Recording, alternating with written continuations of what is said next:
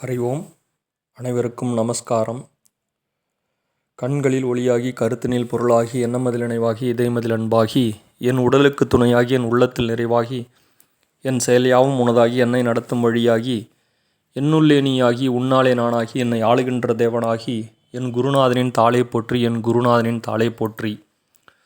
அகத்தினுள்ளிருந்து அழகாய் ஆரம்பித்து எழுந்து நின்ற எண்ணிலா ஈசருக்கும் பட்டம் சூட்டி எண்ணத்தில் கலந்து எண்ணத்தை சுத்தமாக்கி அத்தனை சுத்தமும் அற்புதமாய் தேர்ந்தெடுத்த என் அப்பனே அகஸ்தியரே, வாருங்கள் வாருங்கள் வாருங்கள். 5 இலக்கணம் தந்த அகத்தியரே, சித்த வேட்கை கொண்ட சிவயோகியே, கடலுண்ட காருண்யரே, கும்பமுனி குருவே, சரணம் சரணம் சரணம். காப்பான கருவூரார் போகநாதர், கருணையுள்ள அகத்தீசர், சட்டநாதர், மூப்பான கொங்கணரும் பிரம்மசித்தர், முக்கியமாய் மச்சமுனி நந்திதேவர், கோப்பான கோரக்கர், பதஞ்சலியார், குறுமியுள்ள இடைக்காடர், சண்டிகேசர், வாப்பான வாதத்திற்கு ஆதியான வாசமுனி கமலமுனி காப்புதானே. அல்லல்போம் வல்வினைபோம் அன்னை வயிற்றில் பிறந்த தொல்லைபோம் போகா துயரம்போம் நல்ல குணமதிக மாமருனை கோபுரத்தின் மேலிருக்கும் செல்வக் கணபதி கைதொழுகால். அற்புத விநாயகர்தம் ஆசிரியர் பாவுரையே, சொற்பொருளின் குற்றமின்றி சொல்லவே முற்பொடி சிறு சொற்புழலாம் கடந்து தூய்தாமை ஞானமிகு கற்பக விநாயகர் என்றால் காப்பு. துதிப்போர்க்கு வல்வினைபோம் துன்பம்போம் நெஞ்சிற்பதிப்போர்க்கு செல்வம் பளித்து கதித்தோங்கும் நிஷ்டையங்கைகொடும் நிமலருள் கந்தர் சஷ்டி கவசந்தனை. திருச்சிற்றம்பலம் திருச்சிற்றம்பலம் தில்லையம்பலம்.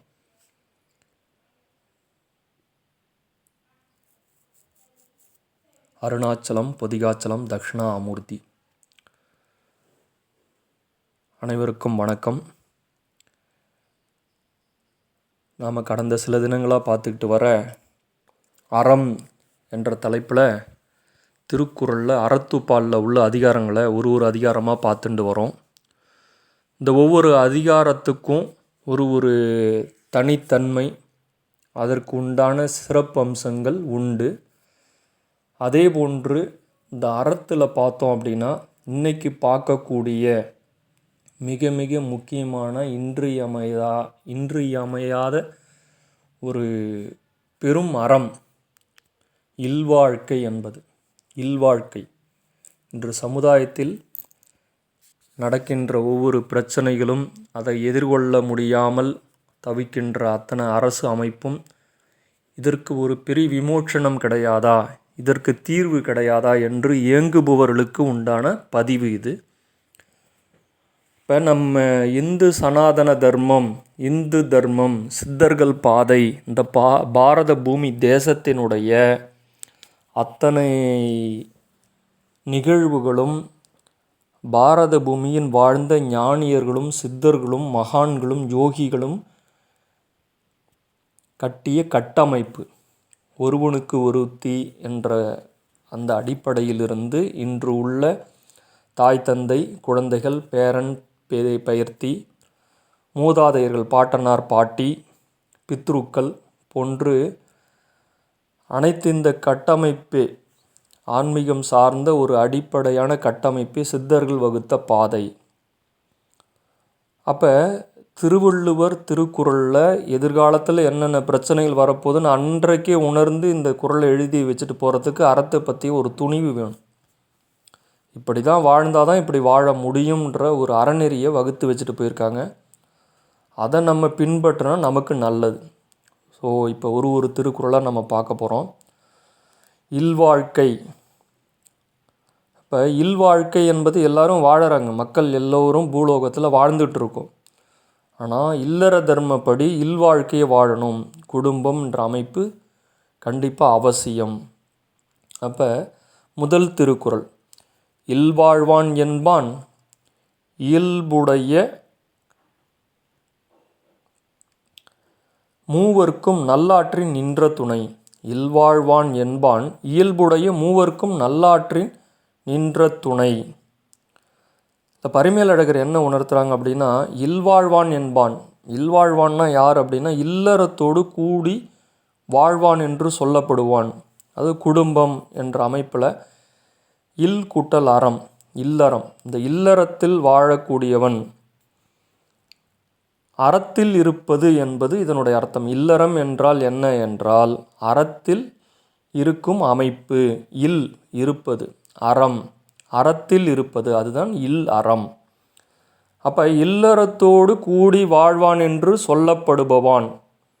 அந்த இல்லறத்தில் வாழறவன் யார், அவன் எப்படிப்பட்டவனாக இருக்கணும் அப்படின்னா, இயல்புடைய மூவர்க்கும் நல்லாற்றி நின்ற துணை. அப்போ அவன் துணையாக இருக்கணும். ஒரு குடும்பத்தில் குடும்ப தலைவனோ தலைவியோ இருக்காங்க அப்படின்னா அவங்க 3 பேருக்கு, மூவருக்கு, 3 பேரில் மூவருக்கும் நல்ல செயல்களை ஆற்ற வேண்டும். அந்த மூவர்களுக்கும் துணையாக இருக்க வேண்டும் அப்படி சொல்லி சுவாமி உணர்த்துறாங்க. அதாவது என்ன அப்படின்னா, முதல் மூவர் என்ன, ஆச்சாரியனிடத்திலிருந்து ஓதுதலும் விரதங்காத்தலும் ஆகிய பிரம்மச்சரிய ஒழுக்கம். அதாவது ஒரு விபரம் தெரிந்த வயதிலிருந்து அவனுடைய குருகுல கல்வியை சொல்கிறாங்க. 18, 19, 20, 21 வயது வரைக்கும், 16 வயது வரைக்கும் ஒரு ராஜாவுடைய மகனாக இருந்தாலும் ஒரு ஏழையினுடைய மகனாக இருந்தாலும் குருகுல கல்வியை இங்கே உணர்த்துகிறாங்க. குருகுல கல்வி என்பது என்ன அப்படின்னா, நல்ல ஆச்சாரியனிடத்தில் அவனிடம் போய் ஆன்மீக கல்வியோ வாழ்க்கை கல்வியோ கற்று அதை ஓதுதலும் விரதங்காத்தலும் ஆகிய பிரம்மச்சரிய ஒழுக்கத்தை வழுவாமல் இருக்கணும். 5 புலன்களை அடக்கி பிரம்மச்சரிய ஒழுக்கத்தானும். அதுக்கடுத்து பார்த்தோன்னா, அதை விட்டு குடும்பம்ன்ற அமைப்பில் இல்லறத்தில் வாழ்பவன். 3வது நிலை, வனத்தின் கண் சென்று தவயோகம் செய்யும் ஒழுக்கத்தானும். யோக வாழ்க்கையை வாழக்கூடிய, அதாவது வனவாசம், வனத்தில் சென்று ஒரு ஊருக்கு அவுட்டரில் இல்லை ஒரு தனியாக ஒரு அதற்கான ஒரு இடத்துல அமைதியாக இருந்து யோக தவ வாழ்க்கையை செய்பவனுடைய ஒழுக்கத்தானும் இவர். அப்போ 3 கேட்டகரியாக பிரிக்கிறாங்க. இந்த 3 பேருக்கும் இல்லறத்தில் இருக்கிறவன் சப்போர்ட் பண்ணணும். அப்போ 3 பேருக்கு துணையாக இருக்கணும். அந்த மூவர் யார் அப்படின்னா, குருவுக்கு துணையாக இருக்கணும், அந்த கல்வியை கற்கிறவனுக்கு துணையாக இருக்கணும். அப்போ யார், தான் குழந்தை தான். அது தான் பிள்ளைகளுக்கு குருகுல கல்வி போதித்து நல்ல குருவை தேடி கொடுத்து, அதான் மாதா பிதா குரு தெய்வம். மாதா பிதாவை காட்டுவாங்க, பிதா குருவை காட்டுவாங்க, குரு தெய்வத்தை காட்டுவார். அப்போ நல்ல ஒரு குருவை தேர்ந்தெடுத்து கொடுத்து அங்கே பணிஞ்சு அந்த பையனை தன்னுடைய குழந்தைகளை குருகுல கல்வியை படிக்க வச்சு அவங்கள ஆளாக்கி அங்கே அவங்களுக்கு சப்போர்ட் பண்ணணும். குருவுக்கும் தன்னுடைய குழந்தைகளுக்கும் பேணுவதற்கு உண்டான அறநெறிகளை பொருளாதாரம் ரீதியாக அவன் செய்ய வேண்டும். அவன்தான் ஒரு இல்லறத்தில் தர்மத்தை நிலைநாட்டக்கூடியவன். அடுத்ததாக பார்த்தோம் அப்படின்னா, தன்னை சார்ந்த உற்றார் உறவினர், மனைவி, மக்கள்,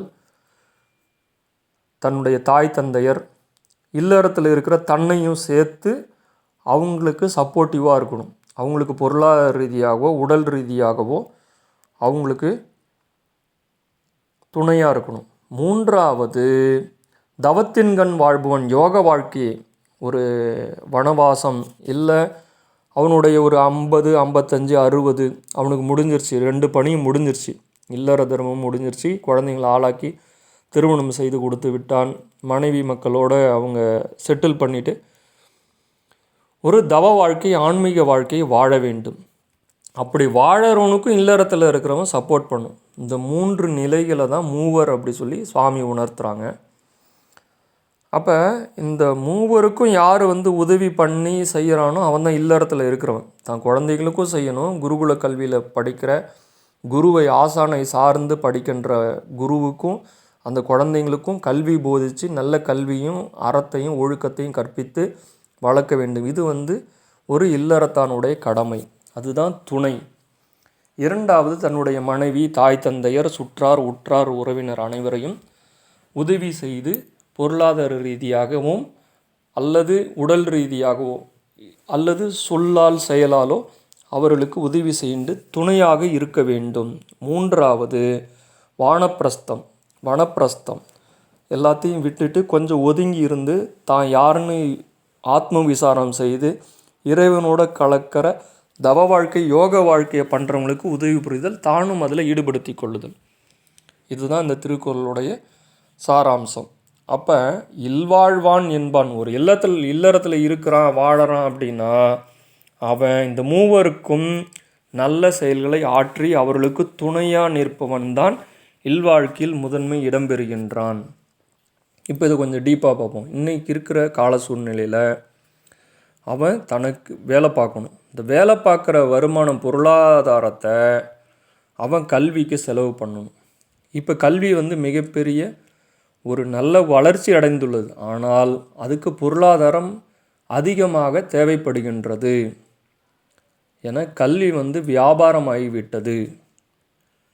அப்போ இந்த வியாபார நோக்கத்தோடு பண்ணுறவங்களுடைய இதை நம்ம பேச வரல. ஆனால் நல்ல ஆசான், ஒழுக்க நெறிகளையும் நல்ல கல்வியும் போதிக்கக்கூடிய ஆசானை கண்டெடுத்து அங்கே போய் அவர்களுக்கு பணிந்து குழந்தைங்கள அங்கே படிக்க வச்சு அவங்கள ஆளாக்கணும். அப்போ நம்ம என்ன செய்ய முடியும்? அரசு பள்ளிகளும் இருக்குது, தனியார் பள்ளிகளும் இருக்குது, கொஞ்சம் உயர்ந்த பள்ளிகளும் இருக்குது. நமக்கு என்ன தகுதியோ, நமக்கு என்ன பொருளாதார நிலைமையோ அதுக்கு தகுந்த மாதிரி கண்டிப்பாக நல்ல ஒழுக்கமான குழந்தையாக இருந்தால் எங்கே இருந்தாலும் அது ஒழுக்கமாக இருக்கும். எப்பேற்பட்ட கல்வி கூடத்தில் இருந்தாலும் தான் குழந்தை உண்மையாக இருந்தது, சத்தியத்துலேயும் தர்மத்துலேயும் வாழுது அப்படின்னா அந்த குழந்தை தவறு செய்யாது. தன்னை சுற்றி அத்தனை மாணவர்களும் ஒழுக்கக்கேடாகவோ அல்லது சரியான அமைப்பில் இல்லை என்றாலும் அவன் வாழ்ந்து வெளியில் வருவான், கல்வியை கற்று ஒழுங்காக வருவான். அப்போ நம்ம பொருளாதார நிலைமைக்கு ஏற்ற மாதிரியான உண்டான கல்வி அமைப்பை கட்டமைப்பை எடுத்து முதலில் படிப்பு, இரண்டாவதுதான் முதலில் ஒழுக்கத்தை கொடுக்கக்கூடிய, வாழ்க்கையை உணர்த்தக்கூடிய கல்வியை யார் கற்றுக் கொடுக்கின்றார்களோ அதுதான் குருகுல கல்வி. தர்மத்தையும் சத்தியத்தையும் ஆன்மீகத்தையும் போதிக்கக்கூடிய கல்வி நிலையத்தை தேர்ந்தெடுத்து நல்ல ஆசானை தேர்ந்தெடுத்து தன்னுடைய குழந்தைகள் நல்ல கல்வியை கற்று வெளிவருவதற்கு எவன் துணை புரிகிறானோ அவன்தான் உண்மையான துணை. இது முதல் கட்டம். அடுத்த கட்டம், தன்னையும் பிறரையும், தன் குடும்பமாக இருந்தாலும் சரி, உற்றார் உறவினர், அப்பா அவன் இருக்கான்ப்பா பார்த்துக்குவான்ப்பா, அவன்கிட்ட போய் ஆலோசனை கேட்டால் அவன் கரெக்டாக ஏதாவது சொல்லுவான்ப்பா அப்படி நமக்கு ஒரு நம்பிக்கை வரும். நம்ம உற்றார் உறவினர், நம்மளுடைய குழந்தைங்க, பெற்றோர் எல்லாருக்கும் நம்ம மேலே ஒரு நம்பிக்கை வர வேண்டும். அது அறம் சார்ந்திருந்தால் மட்டுமே தான். இன்றைக்கி எத்தனையோ குடும்பங்களில் பார்க்குறோம், அவங்களுடைய சுயநலத்தின் அடிப்படையில் சொத்து பிரிவினை, அண்ணன் தம்பிக்குள்ள சண்டை, அப்பா அம்மாவுக்கும் மகனுக்கும் மகளுக்கும் சண்டை. எதனால் அப்படின்னா எல்லாமே அடிப்படை காரணம் பிரச்சனை பொருளாதாரம். எனக்கு வேண்டும், என்னுடைய சொத்து, என்னுடைய வீடு என்று ஒரு பிடிப்பு. அது வாழ்க்கைக்கு உதவாது. அதாவது நல்ல வாழ்க்கைக்கு, இன்பமான வாழ்க்கைக்கு உதவாது. அப்போ தன்னை சுற்றி உள்ளவர்களுக்கு உதவியும் பொருளாதார ரீதியாகவோ இல்லை உள்ளத்தாலோ செயலாலோ உதவி புரிந்து, தாய் தந்தையாராக இருந்தால் அவர்களை கண்கலங்காமல் பார்த்து கொள்ளக்கூடிய கடமையில் உள்ளவனும், தன்னுடைய துணைவியையும் நன்றாக பார்த்து கொள்ளக்கூடியவனாக இருந்தால் மட்டுமே அது அறத்திற்கு ஒத்து வரும். அப்போ அப்பா அம்மா எப்படி இருக்காங்கன்றது பிரச்சனை இல்லை, மனைவி எப்படி இருக்காங்கன்றது பிரச்சனை இல்லை, மக்கள் எப்படி இருக்காங்கன்றது பிரச்சனை இல்லை. உன்னுடைய கடமையில் நம்ம கரெக்டாக இருந்தோமா, அதுதான் இந்த முதல் திருக்குறளுடைய சாராம்சம். அதுதான் சுவாமி என்ன சொல்கிறாங்க அப்படின்னா, இல்வாழ்வான் என்பான் இயல்புடைய மூருக்கும் நல்லாற்றி நின்ற துணை. அதே மாதிரி ஒரு துறவியோ, தன்னை நோக்கி வரக்கூடிய சாதுக்களோ, வீட்டில் ஒரு சாது கையேந்து நிற்கிறாங்க, தன்னால் இயன்றதை கொடுக்கணும், தர்மம் பண்ணணும். தர்மம் தான் தலை காக்கும், மாதா பிதா செஞ்சது மக்களை காக்கும், இதெல்லாம் சத்தியம். ஆனால் இன்று பார்க்கும் பொழுது அவையெல்லாம் அருகி வருகிறது. எல்லாரையும் சொல்லலை, அதனுடைய தன்மை டிகிரி குறைஞ்சிக்கிட்டே வருது. இப்படி குறைஞ்சிட்டே போச்சுன்னா உலகம் அழியறதுக்கு உண்டான நம்மளே வழிவிடுற மாதிரி. அப்போ உலகத்தில் தர்மவான்களும் சத்தியவான்களும் இருக்க வேண்டும் என்பது, தக்க வைத்து கொள்ள வேண்டும் என்பது சித்தர்களுடைய விருப்பம். அப்போ இயற்கை சீற்றங்களும், இன்னும் லேட்டஸ்ட்டாக பார்த்த கொரோனா போன்ற தொற்று வியாதிகளும், இன்னும் வரக்கூடிய காலங்களில் புது புது நோய்கள்லாம் வரப்போகுதுன்னு சொல்லி சுவாமி உணர்த்துறாங்க, அகஸ்திய பெருமான் சுவடி மூலமாக. அப்போ இந்த மாதிரி நோய் நொடிகள், இந்த மாதிரி ஏன் இதெல்லாம் வருது, இயற்கை சீற்றெல்லாம் வருது, நம்ம அறம் சார்ந்த வாழ்க்கை வாழவில்லை. தன்னைத்தானே உற்று நோக்கி இந்த பயணத்தை மேற்கொள்ள வேண்டும். அதுக்கு அடுத்த திருக்குறள் பார்த்தோம் அப்படின்னா, துறந்தார்க்கும் துவாதவர்க்கும் இறந்தார்க்கும் இல்வாழ்வான் என்பான் துணை. இதுவும் ஒரு முக்கியமான திருக்குறள். அதாவது துறந்தார்க்கும் பரிமேலழகர் என்ன உணர்த்துறாங்கன்னா, துறந்தார்க்கும் கலைகனான வராருக்கு வரையறுக்கப்பட்டாருக்கும் துவாதவர்க்கும் நல் கூர்ந்தார்க்கும் இறந்தார்க்கும், அதாவது தன்பால் வந்திறந்தார்க்கும். ஒரு இல்வாழ்க்கையில் வாழறவன், ஒரு குடும்ப தலைவன், ஒரு இல்வாழ்வில் தர்மத்திலும் அறத்திலும் வாழ்பவன் என்பவன் எவ்வாறு இருக்க வேண்டுமென்றால், துறந்தார்க்கும்னா என்ன அப்படின்னா, ஒரு துறவி, முற்றும் துறந்த துறவி, ஒரு சாது, அவர்களுக்கு பற்றாற்ற நிலையில் வாழக்கூடிய ஒரு மனிதனுக்கு அவன் துணையாக இருக்க வேண்டும். இந்த சமுதாயத்தில்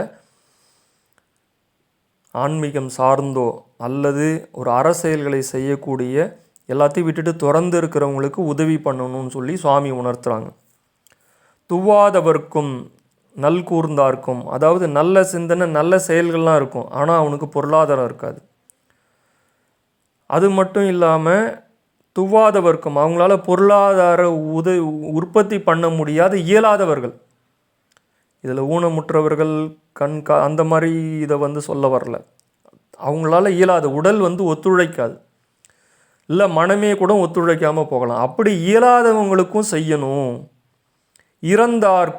இறந்தார்க்கும்னா ஒருவரும் இன்றி தன்பால் இறந்தார்க்கும், அதாவது ஒரு பிச்சை எடுத்துகிட்டு வராங்க, ஐயா என்கிட்ட இது இல்லை, ஒரு படிப்புக்கோ இல்லை ஏதோ ஒரு காரணத்துக்காகவோ தன்னிடம் இறந்தார்க்கும், அந்த இறந்து இறந்தார்க்கும் என்ன அப்படின்னா, அவங்கள்ட்ட இல்லைன்னு நம்மள்கிட்ட கையேந்து நிற்கிறாங்க, அவங்களுக்கும் துணையாக இருக்கணும். இல்வாழ்வான் என்று சொல்லப்படுபவன் துணை, அப்படி இருக்கிறவன் தான் இல்வாழ்வான். துறந்தார்க்கு பாவமொழியே அவர் கலைகனாய் நின்று வேண்டுவன செய்தலானும். இப்போ எத்தனையோ வேலைகளெல்லாம் விட்டுட்டு அறப்பணின்ற இதில் ஆன்மீகம் அந்த லேபிளில் கோயில் கட்டுறது, ஆசிரமங்கள் கட்டுறவங்க அந்த மாதிரிலாம் இருக்காங்க நிறைய பேர். துறவரம், அதாவது முற்றும் துறந்துட்டு இதுதான் இறைப்பணி தான் அப்படின்னு எத்தனையோ பேர் உழவார பணி செஞ்சிட்ருக்காங்க, குடும்பம் அத்தனையும் விட்டுட்டு. அவங்களுக்கும் உதவணும், அப்படி அவங்களுக்கும் துணையாக நிற்கணும் அப்படின்னு சொல்லி சுவாமி உணர்த்துறாங்க. அது மட்டும் இல்லாமல் இறந்தார்க்கும் நீர்க்கடன் முதலிய செய்து நல்லுலகின்கட் செலுத்தலானும். அதாவது இறந்தார்க்கு நீர்க்கடன் அப்படின்றது பித்ருக்கள்லாம் உண்மை. நம்ம மூதாதையர்கள் கரை சேர்ந்துட்டாங்களா? ஃபார் எக்ஸாம்பிள் நீர்க்கடன்ன்றது என்ன அப்படின்னா, ஒரு ஆற்றுல குளிக்கும்போது முன்னோர்களுக்கு நீரை எடுத்து இப்படி கையால் விடுவாங்க. நம்ம சில படத்திலலாம் பார்க்கலாம், அது இப்போயும் பண்ணிட்டு தான் இருக்காங்க. கங்கையில் புனித நீராடம் பண்ணும்போது குளிச்சுட்டு முன்னோர்களுக்கு சூரிய நமஸ்காரம் பண்ணி முன்னோர்களுக்கு பித்ரு நீர்க்கடன் கொடுக்கறது. அது மெயினாக அமாவாசையில் கொடுக்கணும். எள்ளு தண்ணின்னு சொல்லுவாங்க, இல்லை பசுவுக்கு அகத்திக்கீரை கொடுக்கறது. இந்த மாதிரி மூதாதையர்களுக்கு பித்ருக்களுக்கு நம்ம பண்ணணும். நம்ம இறந்து போன பாட்டன் பாட்டி பூட்டன் பூட்டி அந்த மூதாதையர்கள் அவங்க உடம்பு தான் போயிடும், மனம்ன்ற அந்த ஆத்மாவோட சேர்ந்த இது நம்மளை சுற்றிக்கிட்டு இருக்கும். நமக்கு கண்ணுக்கு தெரியாது, காதுக்கு கேட்காது. ஏன்னா உடம்பு ரூபத்தில் இருக்கும்போது இப்போ ஒரு ஒரு பக்கத்து வீட்டிலேருந்து ஒளி சத்தம் கேட்குது, டிவி சவுண்டு, ஆனால் நம்ம டிவியை பார்க்க முடியல. அப்போ அதுக்காக டிவி இல்லைன்றது அர்த்தம் இல்லை. அப்போ இதெல்லாம் எதுக்காக சொல்ல வரோம் அப்படின்னா, இந்த மாதிரி ஒரு வாழ்க்கை வாழறவன் தான் இல்வாழ்வான்னு சொல்லி சுவாமி உணர்த்துறாங்க. யாராருக்கு? துறந்தாருக்கும், துறவியாக இருக்கிறவங்களுக்கும், துவாதவர்க்கும், ஒவ்வொருத்தவங்களால் இயலாத தன்மையில் இருக்கிற ஒரு தன்மை உள்ளவர்களுக்கும். ஆனால் நல்ல சிந்தனை நல்ல எண்ணங்கள் இருக்கும். அதேமாதிரி தன்னிடம் இறந்தாருக்கும், ஐயா எனக்கு துணி இல்லை, எனக்கு பசிக்குது, இல்லை என்னால் இந்த கல்வி கற்கிறதுக்கு என்னால் இயலவில்லை, என் பையனை படிக்க வைக்கிறதுக்கு, அப்படி நம்மள்கிட்ட சுற்றாரோ தெரிஞ்சவனோ தெரியாதவனோ எவனோ ஒருத்தவன் நம்மள்கிட்ட இல்லைன்னு நிற்கிறாங்களா, கொடுத்துடணும். அதுதான் மிக சிறந்த அறம். அவன் தான் நல்லா இருப்பான், அவன் குழந்தைகளும் 7 தலைமுறைக்கும் நல்லா இருக்கும். அதுதான் சிறந்த இல்வாழ்வு. அதே மாதிரி அவங்களுடைய பாவமும் ஒழியும். அப்போ துறந்துட்டு ஒரு ஆன்மீகத்தில் ஒரு கோயில் கட்டுறது, ஆசிரம பணி, அந்த மாதிரி அனாதை இல்லங்களை பார்த்துக்கிறது, முதியோர் இல்லம் அந்த மாதிரி வச்சு நடத்துகிறவங்களுக்கெல்லாம் அவங்க எல்லாத்தையும் விட்டுட்டு பண்ணுறாங்க. அப்படி பண்ணும்போது அவங்களுக்கும் நம்ம நம்மளால் என்ன முடியுதோ அதை செய்யணும். ஆனால் கலிகாலத்தில் அந்த மாதிரி லேபிளில் வச்சு தானும் அந்த இதுக்கு வரல. ஃப்ராடுலன்ஸ் இருக்க தான் செய்யும். ஃப்ராடு நிறையா அநாத ஆசிரமம், முதியோர்கள் அந்த அவங்கள நான் சொல்ல வரல. நமக்கே உணர்த்தப்படும். நல்லவங்களா கெட்டவங்களோ நம்மள்ட்ட வந்து நின்றுட்டாங்களா கேட்டால் கொடுத்துடணும். இதுதான் வந்து அவங்களுக்கு துணையாக நிற்கணும். எண்ணம், சொல், செயலால், பொருளாதார ரீதியாகவோ ஏதோ ஒரு ரூபத்தில் அவங்களுக்கு உதவி பண்ணணும், துணையாக இருக்கணும்னு சொல்லி சுவாமி உணர்த்துறாங்க. அதான் துறந்தார்க்கும் துவாதவர்க்கும் இறந்தார்க்கும் இல்வாழ்வான் என்பான் துணை. அடுத்து பார்த்தோம் அப்படின்னா, தென்புலத்தார் தெய்வம் விருந்தொக்கல் தானென்றாங்கு ஐம்புலத்தார் ஓம்பல் தலை. இதுவும் ஒரு முக்கியமான திருக்குறள். வாழ்ந்து மறைந்தோரை நம்ம கூடயே இருந்திருப்பாங்க. நம்ம தாத்தா, பாட்டி, மூதாதையர்கள் எல்லாருமே வந்து அவங்க நம்ம கூட வாழ்ந்தவங்க. ஆனால் அந்த உடம்பு போய்ட்டும் மனசு ஆகாது. அந்த மனத்தோடு உள்ள ஆத்மா நம்மளை சுற்றி வரும். அப்போ அந்த தென்புலத்தார் தெய்வம் விருந்து ஒக்கல், அந்த தென்புலத்தார்ன்றது யாரை சொல்கிறாங்கன்னா, நம்ம பித்ருலோகத்தை சொல்கிறாங்க. அவங்க தான் தென்புலத்தார். நம்மளை மூதாதையர்களை என்னன்னு சொல்லுவோம், பித்ருக்கள்னு சொல்கிறது. அவர்கள் அந்த பித்ருக்களுக்கும் நம்ம தெய்வம் அமாவாசையில் விரதம் இருந்து, இல்லை முக்கியமான திதி அந்த அவங்களுடைய நட்சத்திர திதி வரும்போது வருஷம் அவங்களுக்கு உண்டான விருந்தோம்பல் பண்ணணும். அதே போன்று தேவர் விருந்தினர் சுற்றத்தார், அதாவது தென்புலத்தார்ன்ற பித்ருக்கள். தேவர்களும் நம்ம பூலோகத்துக்கு வந்து நம்ம என்ன நைவேத்தியம் பண்ணுறோமோ, இல்லை ஆன்மீக ரீதியாக என்ன நம்ம செய்கிறோமோ, பூஜை புனஸ்காரம் அந்த மாதிரி பண்ணுறதுல தேவர்களும் சரி. அதே மாதிரி அடுத்து விருந்தினர், நம்ம வீட்டுக்கு வரக்கூடிய உற்றார் உறவினர் விருந்தினர். அப்புறம் நம்மளுடைய சுற்றத்தார். அதுக்கப்புறம் நம்மளும் நம்ம குழந்தைங்க, நம்ம அப்பா அம்மா, நம்ம குடும்பம் தான் என்று சொல்லப்பட்ட நம்மளை சுற்றி உள்ள நம்மளையும் நம்ம உள்ள அடிப்படையான நம்ம குடும்ப அமைப்பு. இந்த 5 பேரையும் விருந்தோம்பல் பண்ணணும், அவங்களுக்கு செய்யணும், செஞ்சுக்கிட்டே இருக்கணும் அப்படி சொல்லி சுவாமி உணர்த்துறாங்க. அறநெறியை வழுவாமல் செய்யணும் அப்படி சொல்லி சொல்கிறாங்க. அதுதான் இல்வாழ்வானுக்கு சிறப்பு அப்படி சொல்லி உணர்த்துறாங்க. அப்போ பித்ருக்களாக இருந்தால் சுவாமி அகஸ்திய பெருமான் வந்து சூடியில் வந்து நிறைய அந்த பித்ருக்களுக்கு உண்டான இது சொல்கிறாங்க. இப்போ இருக்கிற காலகட்டத்தில் உள்ள பிரச்சனைகள் அத்தனைக்கும் பித்ருக்கள் அவங்களுடைய ஆசீர்வாதம் இல்லாமல் நம்ம ஆன்மீகமாக இருந்தாலும் சரி, இல்லறமாக இருந்தாலும் முன்னேறவும் முடியாது, எந்த செயலும் நடைபெறத்துக்கு நடக்காது. அவங்களுடைய ஆசீர்வாதம் இல்லாமல் எதுவுமே நடக்காது. ஏன்னா நம்மளுடைய முன்னோர்கள், அவர்கள் நம்ம ரத்தம், நம்மளுடைய ஜீன், நம்மளுடைய அறிவியல் சார்ந்த அமைப்பில் உள்ளவங்க. அவங்க உடம்பு தான் போயிடுச்சு, அவங்க மனமோட ஆத்மா நம்ம கூட தான் இருக்குது. இல்லை கரை சேராமல் இருக்கலாம், இல்லை வேறு பித்ருலோகத்துலேருந்து அமாவாசை அன்னைக்கு அந்த போர்ட்டல் ஓப்பன் பண்ணும்போது நம்ம இங்கே வருவாங்க, ஆசீர்வாதம் பண்ணுவாங்க. அப்போ அவங்களையும் வணங்கணும், அவங்களுக்கும் வணங்கி விருந்தோம்பல் பண்ணணும். அகஸ்திய பெருமான் என்ன சொல்லுவாங்க சூடியில்னா, 48 நாள் கடுமையான விரதம் இருந்து ராமேஸ்வரத்தில் அங்கே 48 நாள் யாகங்கள் பண்ணி பித்ருக்களுக்கு உண்டான பித்ரு தோஷ நிவர்த்தி பண்ணணும். இது வந்து ஜோதிடத்தில் இருந்தாலும் சரி, ஆன்மீகமாக இருந்தாலும், இல்லறமாக இருந்தாலும் மிகப்பெரிய ஒரு அது கர்மா. அதை வந்து கண்டிப்பாக நிவர்த்தி பண்ணணும். அவங்களுடைய ஆசீர்வாதம் இல்லாமல் இங்கே எதுவுமே நடக்காது. அப்போ 48 நாள் முடியலையா, இந்த பித்ருக்களுக்கு உண்டான ஹோமம் ஒரு நாளாவது அங்கே போய் தங்கியிருந்து பண்ணி, அந்த இன்னும் அதுக்கான உண்டான பிண்டம் அந்த மாதிரி இதெல்லாம் செஞ்சு அவங்கள வந்து கரை ஏற்றணும். ஒன்று அடுத்த லோகத்துக்கு போகலாம், இல்லை நம்ம கூட சுற்றிட்டு இருந்தால் பித்ருலோகத்துக்கு போகலாம். அவங்களுடைய ஆசீர்வாதம் வந்து நம்ம கூட எப்பயுமே தேவை.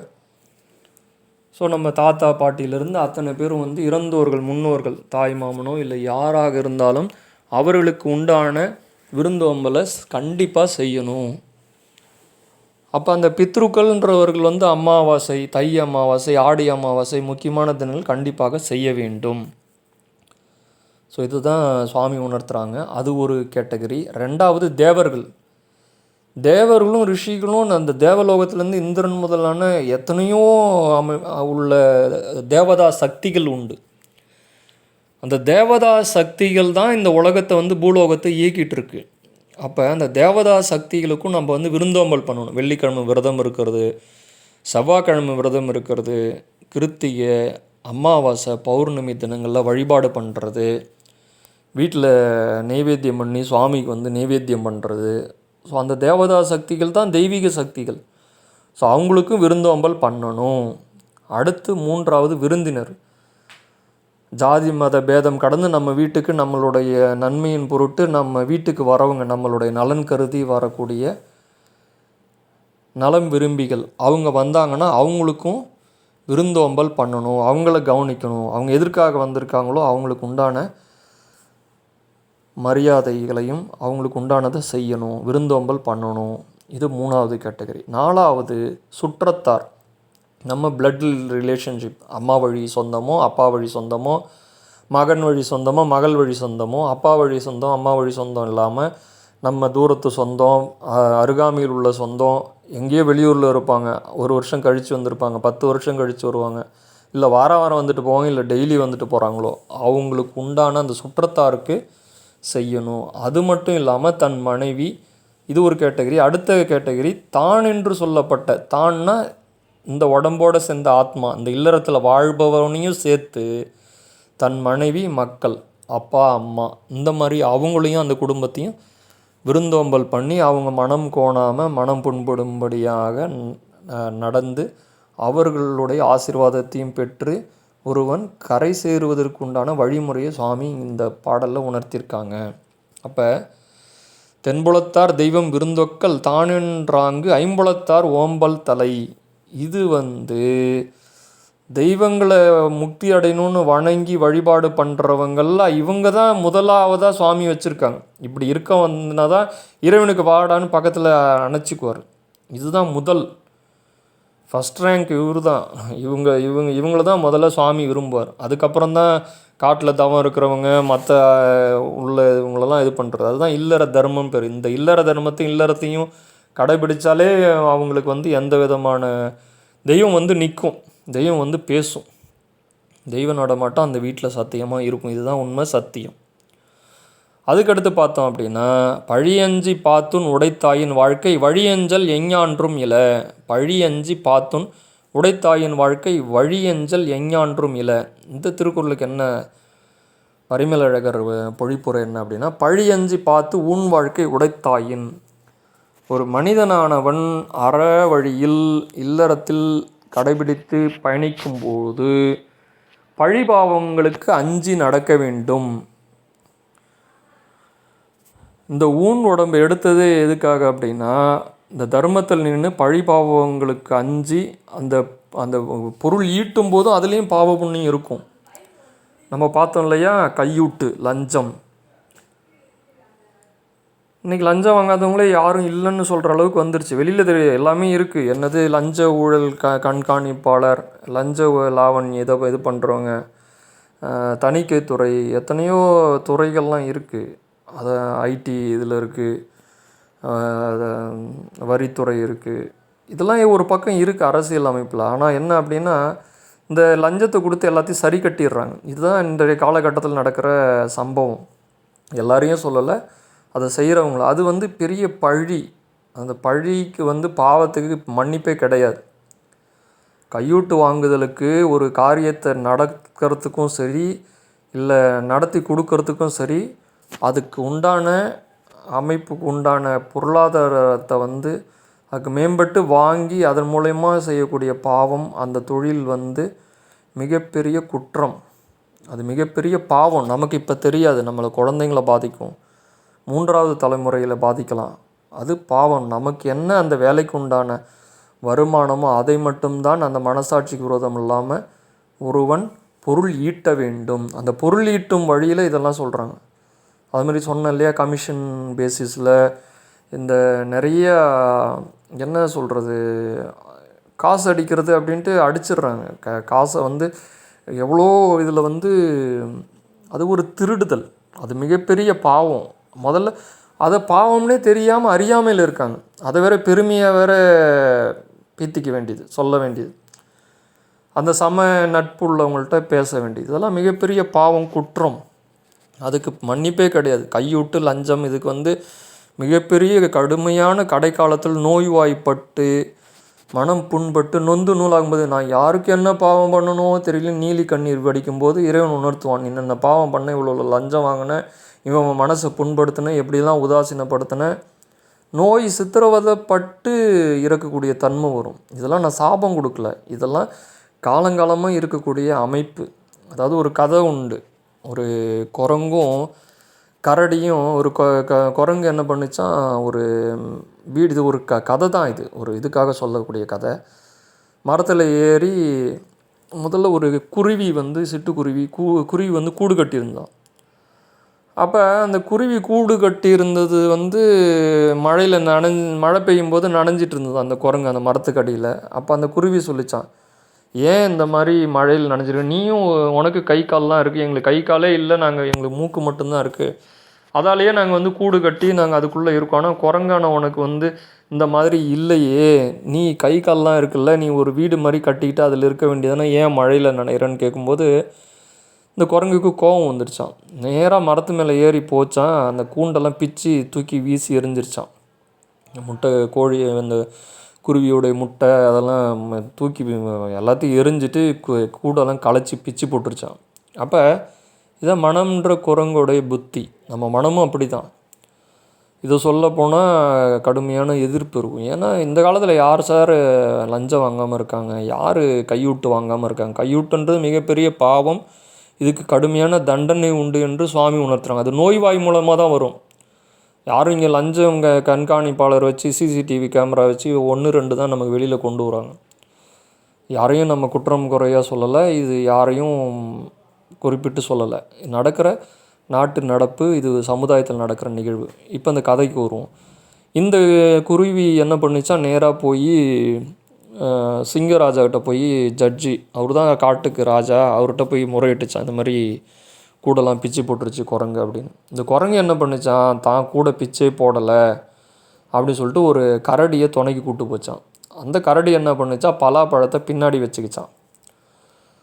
அப்போ அந்த கரடி போய் சொல்லுது, நீங்கள் வந்து குரங்குக்கு தான் சப்போர்ட் பண்ணணும், சிங்கராஜாக்கிட்ட குருவிக்கு சப்போர்ட் பண்ணாதீங்க அப்படின்னு சொல்லிவிட்டு, முன்னை பார்த்து பேசுங்க பின்னை பார்த்து பேசுங்க அப்படின்னு சொல்லிட்டு. இன்றைக்கெல்லாம் டேபிள் கீழே வாங்குறாங்க, டேபிளுக்கு மேலே வாங்குறவங்களும் இருக்காங்க, ஓட்டுநர் மூலமாக வாங்குறவங்க இருக்காங்க. ஏதோ ஒரு வகையில் எப்படியோ வாங்கிடுவாங்க. அதை பற்றி நம்ம பேசலை, அவங்களுடைய இயல்பு அறியாமல் அதை பற்றி நம்ம வார்னிங் கொடுக்கல. அது சுவாமி எச்சரிச்சிருக்காங்க. இந்த லஞ்சம்ன்றது மிகப்பெரிய கையூட்டுறது மிகப்பெரிய பாவம். அதனால் நோய்வாய்ப்பட்டு அதுக்கான உண்டான துன்பமாக அனுபவிக்கக்கூடிய தன்மை வரும். வேறு என்ன, ஹாஸ்பிட்டலில் போய் கொடுப்பாங்க, இந்த பக்கம் வாங்கி அந்த பக்கம் கொடுப்பாங்க. அந்த ஹாஸ்பிட்டல் நல்ல ஹாஸ்பிட்டலாக இருந்தால் அவங்க வந்து கோயிலுக்கு கொடுப்பாங்க, அது வேறு விஷயம். அதை பற்றி பேச வேண்டாம், நம்ம கோர் ஏரியாவுக்கு வருவோம். இப்போ என்னென்னா, அவர் வந்து முன்னை பார்த்து பின்னை பார்த்து பேசினோடனே இந்த குரங்குக்கு சப்போர்ட் பண்ணி பேசுகிறாரு ஜட்ஜி சிங்கராஜா. அந்த மாதிரி அந்த விலங்குக்கு இது ஒரு கதையாக சொல்லுவாங்க. அப்போ இந்த பொருளாதார ரீதியாக எதிர்பார்ப்பு இருக்கும்போது அவங்க விழுந்துடுறாங்க. எந்த விதமான எதிர்பார்ப்பும் இல்லாமல் நெறியோடு இருக்கிறவங்க வந்து கரெக்டாக இதை வந்து சரி பண்ணிட்டு போங்க. அதுதான் பழிக்கு அஞ்சாமல், பழி பாவங்களுக்கு அஞ்சாமல் பண்ணுறவங்க வேறு. நம்ம ஒரு தொழில் பண்ணுறோம், ஒரு பொருள் ஈட்டுறோன்னா அதில் வந்து பழி அஞ்சி பார்த்து வரக்கூடிய பொருளை வந்து ஈட்டி பொருள் ஈட்டுறதுல இது முக்கியமான ஒரு தர்மத்தில் வந்த பொருள். அந்த பொருள் தான் மூவருக்கும் போகும். எந்த மூவர் சொன்னோம்? துறவரத்தில் இருக்கிறவங்க, இல்லறத்தில் இருக்கிறவங்க, தன்னிடம் வந்து கையேந்தி நிற்பவர்கள், தென்புலத்தார், உற்றார் உறவினர், இவங்களுக்கெல்லாம் கொண்டு போய் சேர்ந்தால் தான் அவங்களுக்கு அந்த புண்ணியம் போய் கரெக்டாக போகும். நீ ஒரு பக்கம் நான் வாங்குகிற லஞ்சத்தை மட்டும்தான் என் உறவினருக்கு கொடுப்பேன், கையூட்டு வாங்கிறது, அதை வாங்கி எல்லாருக்கும் கொடுப்பேன், நான் அன்னதானம் பண்ணுவேன், அதெல்லாம் பண்ணுவேன், இதெல்லாம் பண்ணுவேன்னா அது ஒரு பிரயோஜனம் கிடையாது. அதனால் மொக்கையாக கர்மா தான் வரும். அதனால் இதெல்லாம் பார்த்து பொருளீட்டும் விஷயங்களில் பண்ணக்கூடிய ஒரு அறம், அதுதான் அறம். அப்புறம் குறைய முறையன்னு கத்த வேண்டியது, நான் இறைவனுக்கு இவ்வளோ செஞ்சேன், அது செஞ்சேன்னு. பின்னாடியில் பேக்ரவுண்டில் இது எப்படி இந்த பொருள் வருது அப்படின்னு இறைவனுக்கு மட்டும்தான் தெரியும். இறைவன் இல்லாத இடமே கிடையாது. பாவத்தான் வந்த பிறன்பொருளை பகுத்துண்ணின் அறம்பொருளுடையார் மேலும் பாவந்தான் மேலுமாய் நின்று வழி அஞ்சுமாவின் பழி அஞ்சு என்றார். பழி தான் வந்து சேரும். நீ பாவத்தால் வாங்கின சம்பளம், அந்த பாவத்தால் வந்தக்கூடிய லஞ்சமோ கையூட்டோ இல்லை ஒருத்தவங்களை துன்புறுத்தியோ அதை பண்ணுற அதனோட இது வந்து பாவத்தை தான் நீ வந்து பங்கிட்டு கொடுக்குற அத்தனை பேருக்கும். அப்போ அவங்களும் அந்த பாவம் தான், கர்மா தான் வந்து சேரும். அப்படி கர்மா வந்து சேரும்போது அதனால் ஒரு பிரயோஜனம் கிடையாது, அது பழியாக தான் வந்து நிற்கும். இதுதான் வந்து வாழ்க்கை மேலேற்றப்பட்ட வாழ்க்கை நெறிமுறைன்னு சொல்லி சுவாமி உணர்த்துறாங்க. அதான் பழி அஞ்சி பார்த்து ஊன் உடைத்தாயின் வாழ்க்கை வழி அஞ்சல் எங்கான்றும் இல்லை. இதுதான் ஞானத்துக்கு கொண்டு போய் செல்லணும். இதுதான் முக்கியமான அறம் சொல்லி சுவாமி உணர்த்துறாங்க. அடுத்தது அன்பும் அறனும் உடைத்தாயின் இல்வாழ்க்கை பண்பும் பயனும் அது. இது இன்றைய காலகட்டத்தில் மிக மிக மிக அவசியமான திருக்குறள். இன்றைக்கி எத்தனையோ குடும்பங்களில் பார்க்குறோம், கணவன் மனைவிக்குள்ளே அப்படி ஒரு பிரச்சனை. ஏன்னா ட்ரூ லவ் கிடையாது, இந்த காதல்ன்றதே இல்லை.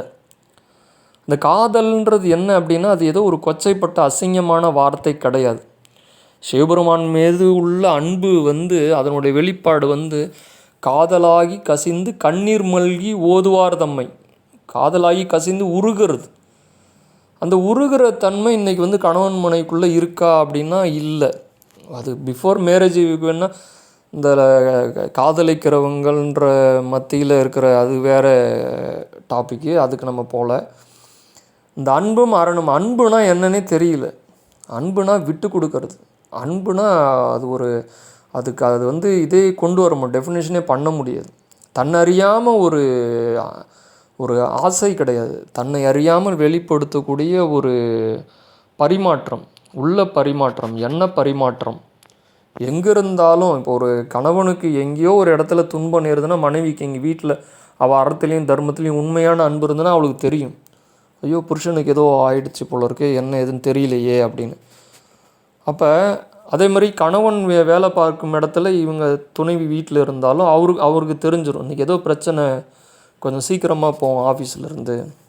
அப்போ அவங்களுக்கு ஏதோ ஒரு காய்ச்சலாக இருக்கலாம். இந்த மாதிரி அந்யோன்யம், அந்த அன்புங்கிறது வந்து 2 பேருக்குள்ளேயே அந்த ஒத்திசைவு, அந்த ஃப்ரீக்குவன்சின்னு சொல்லுவாங்க இல்லையா, அதுக்காக தான் நான் வந்து இன்னும் பின்னாடி வரக்கூடிய இதெல்லாம் வருவோம், ஜோதிடம் அந்த மாதிரி. இது வந்து நட்சத்திர பொருத்தம். இப்போ நிறைய நட்பு நட்சத்திரம் இருக்குது, பகை நட்சத்திரம் இருக்குது.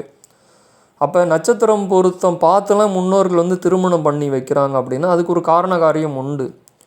ஒரு 5 பொருத்தமோ 7 பொருத்தமோ இருக்கும்போது தான் அந்த அன்பு பரிமாற்றம் உண்மையானதாக இருக்கும், சத்தியத்தில் இருக்க முடியும். அவங்களுடைய மனம் ஒத்த தம்பதியராக இருக்க முடியும். அது ரேரு. மனைவி அமைவதெல்லாம் இறைவன் கொடுத்த வரம். அப்படியே இல்லை அப்படின்னாலும் யாராவது ஒருத்தவங்க அன்பு செலுத்துறதுல ஸ்ட்ராங்காக இருந்தால் கூட அந்த குடும்பம் இழுத்து பிடிச்சி ஓட்டிடுவாங்க. மனைவி என்ன வேணாலும் திட்டுட்டோம், மனைவி என்ன வேணாலும் சண்டை போடட்டும், என்ன அடியோ உதையோ குத்தோ வாங்கிட்டு தன்னுடைய கடமையை வந்து முழு அன்போடு பண்ணிக்கிட்டே இருப்பாங்க.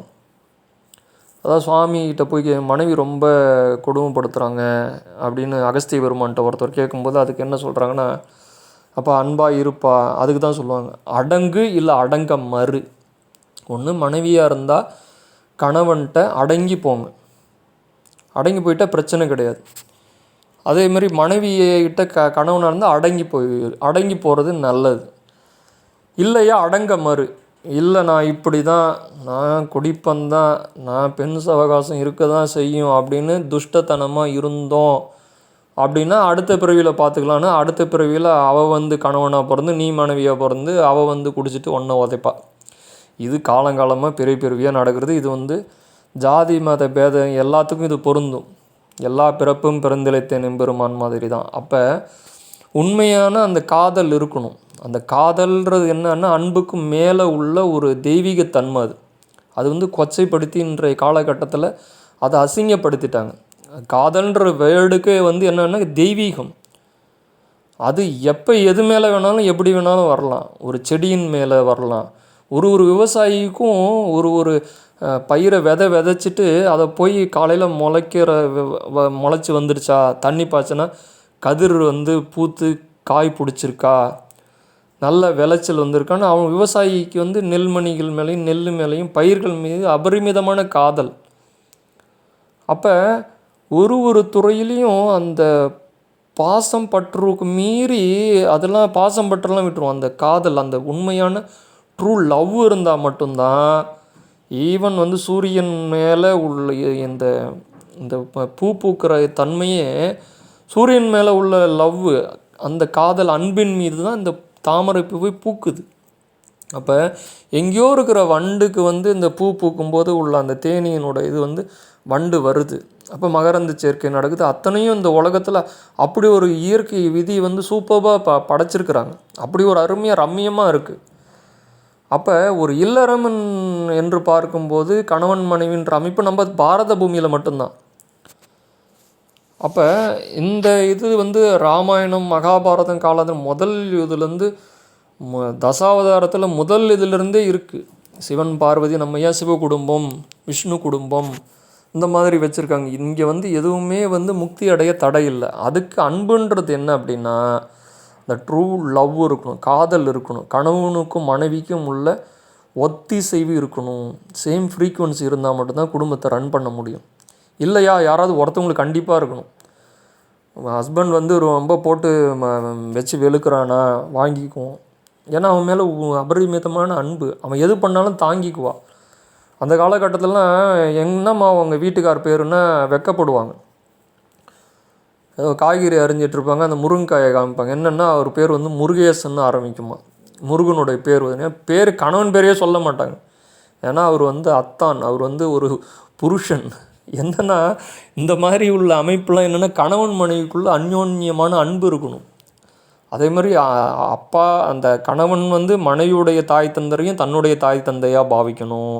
இந்த மனைவியும் கணவனுடைய தாய் தந்தையரை மாமனார் மாமியாராக பாவிக்காமல் தன்னுடைய தாய் தந்தையராக பாவிக்கணும். அதே மாதிரி அந்த பெற்றோர்களும் உற்றோர்களும் தன்னுடைய மருமகள்ன்றது என்ன அப்படின்னா அங்கேருந்து வந்து என்டையர்லி டிஃப்ரெண்ட் என்விரான்மெண்ட்டு. தாய் வீட்டிலேருந்து புகுந்து வீட்டுக்கு வந்துட்டா அப்போ அவங்களையும் தன்னுடைய மகளாக பாவிக்கணும், தன்னுடைய மகனாக பாவிக்கணும்.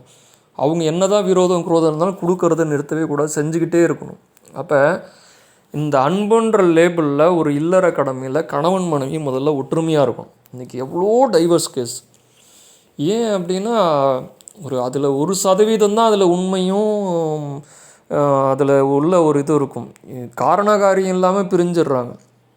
இதுக்கெல்லாம் என்ன அப்படின்னா அந்த இல்லற தர்மம் இல்லாததும் தனி மனித ஒழுக்கமின்மையும் தான் காரணம். அப்போ உண்மையான அன்பு இல்லை. அந்த உண்மையான அன்பு இருந்ததுன்னா பழி பாவம் போட்டுட்டு பிரிய மாட்டாங்க. அப்போ இதெல்லாம் எதுக்கு நம்ம இதை உற்று நோக்க வேண்டும் அப்படின்னா இந்த திருக்குறள் தான் ஒரு திருமணத்திற்கு அடிப்படையான வள்ளுவன் வாசுகி 2 பேரும் சேர்ந்து வாழ்ந்த வாழ்க்கை. ஃபார் எக்ஸாம்பிள் அவங்க வந்து வள்ளுவர் வந்து சாப்பிட்டுட்டு இருக்கும்போது தண்ணிக்கோ எதுக்கோ ஒரு இதுக்காக கூப்பிடுறாங்க. அந்த கிணத்துல கயிறு வாளியால் தண்ணீர் எரிச்சு கொண்டு இருக்கிற அந்த வாளியை விட்டுட்டு அப்படியே வந்து வந்துடுறாங்க. ஹஸ்பண்ட் கூப்பிட்டாரு, வீட்டுக்கார் கூப்பிட்டாருன்னா வந்து நிற்கிறாங்க. அப்போ அந்த பாதியிலே விட்டு அந்த வாளி கயிறு அப்படியே நிற்கிது அந்த கிணத்துல. அதுதான் வந்து ஒரு இல்லற உள்ள மனைவியினுடைய கடமை, அதுதான் தர்மம். இன்றைக்கி பார்க்குற காலகட்டத்தில் நவீன யுகத்தில் வெஸ்டர்ன் கல்ச்சரு, மேல்நாட்டு நாகரிகம், வெளிநாட்டுக்காரெல்லாம் நம்ம நாட்டை நோக்கி வரான். நம்ம என்ன பண்ணுறோம், அவன் நாட்டு நோக்கி அவனோட இது போகிறோம், அவனோட நோக்கி போகிறோம். அவனுடைய கல்ச்சரை பயன்படுத்துகிறவங்கள சொல்கிறேன், எல்லாரையும் சொல்லலை. அப்போ இந்த கிராமத்து வாழ்க்கை நகரத்து வாழ்க்கைன்னு பிரிக்கும் பொழுது கிராமங்களில் அதனோட இது கட்டமைப்பு இருக்குது, நகரத்தில் அருகி வருது. இது ரெண்டுமே வயசு வருஷம். கிராமத்துலேயும் நல்லது கெட்டது இருக்குது, நகரத்துலேயும் இருக்குது. இது நகரம் கிராமத்தை தாண்டி நம்ம இல்லறம்ன்ற திருவள்ளூர் வந்து டவுன்லேயும் இருக்கிறாரு, கிராமத்துலேயும் இருக்கார். இறைவன் வந்து கிராமத்துலேயும் இருக்காங்க, டவுன்லேயும் இருக்காங்க. அப்போ இந்த அன்புன்றது வந்து ட்ரூ லவ், அந்த காதல் பண்ண தெரியல, அதை வந்து கற்றுக் கொடுக்கலாம் முடியாது, அது இயற்கையாக வர்றது. இது பூர்வஜன்ம வாசனா சம்ஸ்காராஸ் படி. அப்போ ஒரு மனைவி வந்து ஒரு அகஸ்திய பெருமான்ட்டு ஒருத்தர் வந்து கம்ப்ளைண்ட் பண்ணுறார், என் ஒய்ஃப் சரியில்லை, ரொம்ப கஷ்டப்படுத்துகிறா. அவர் அதுக்கு முன்னாடியே அவர் சொல்லிடுறாரு, உனக்கு பின்னாடி ஒரு பேய் இருக்குப்பா அப்படின்றார்.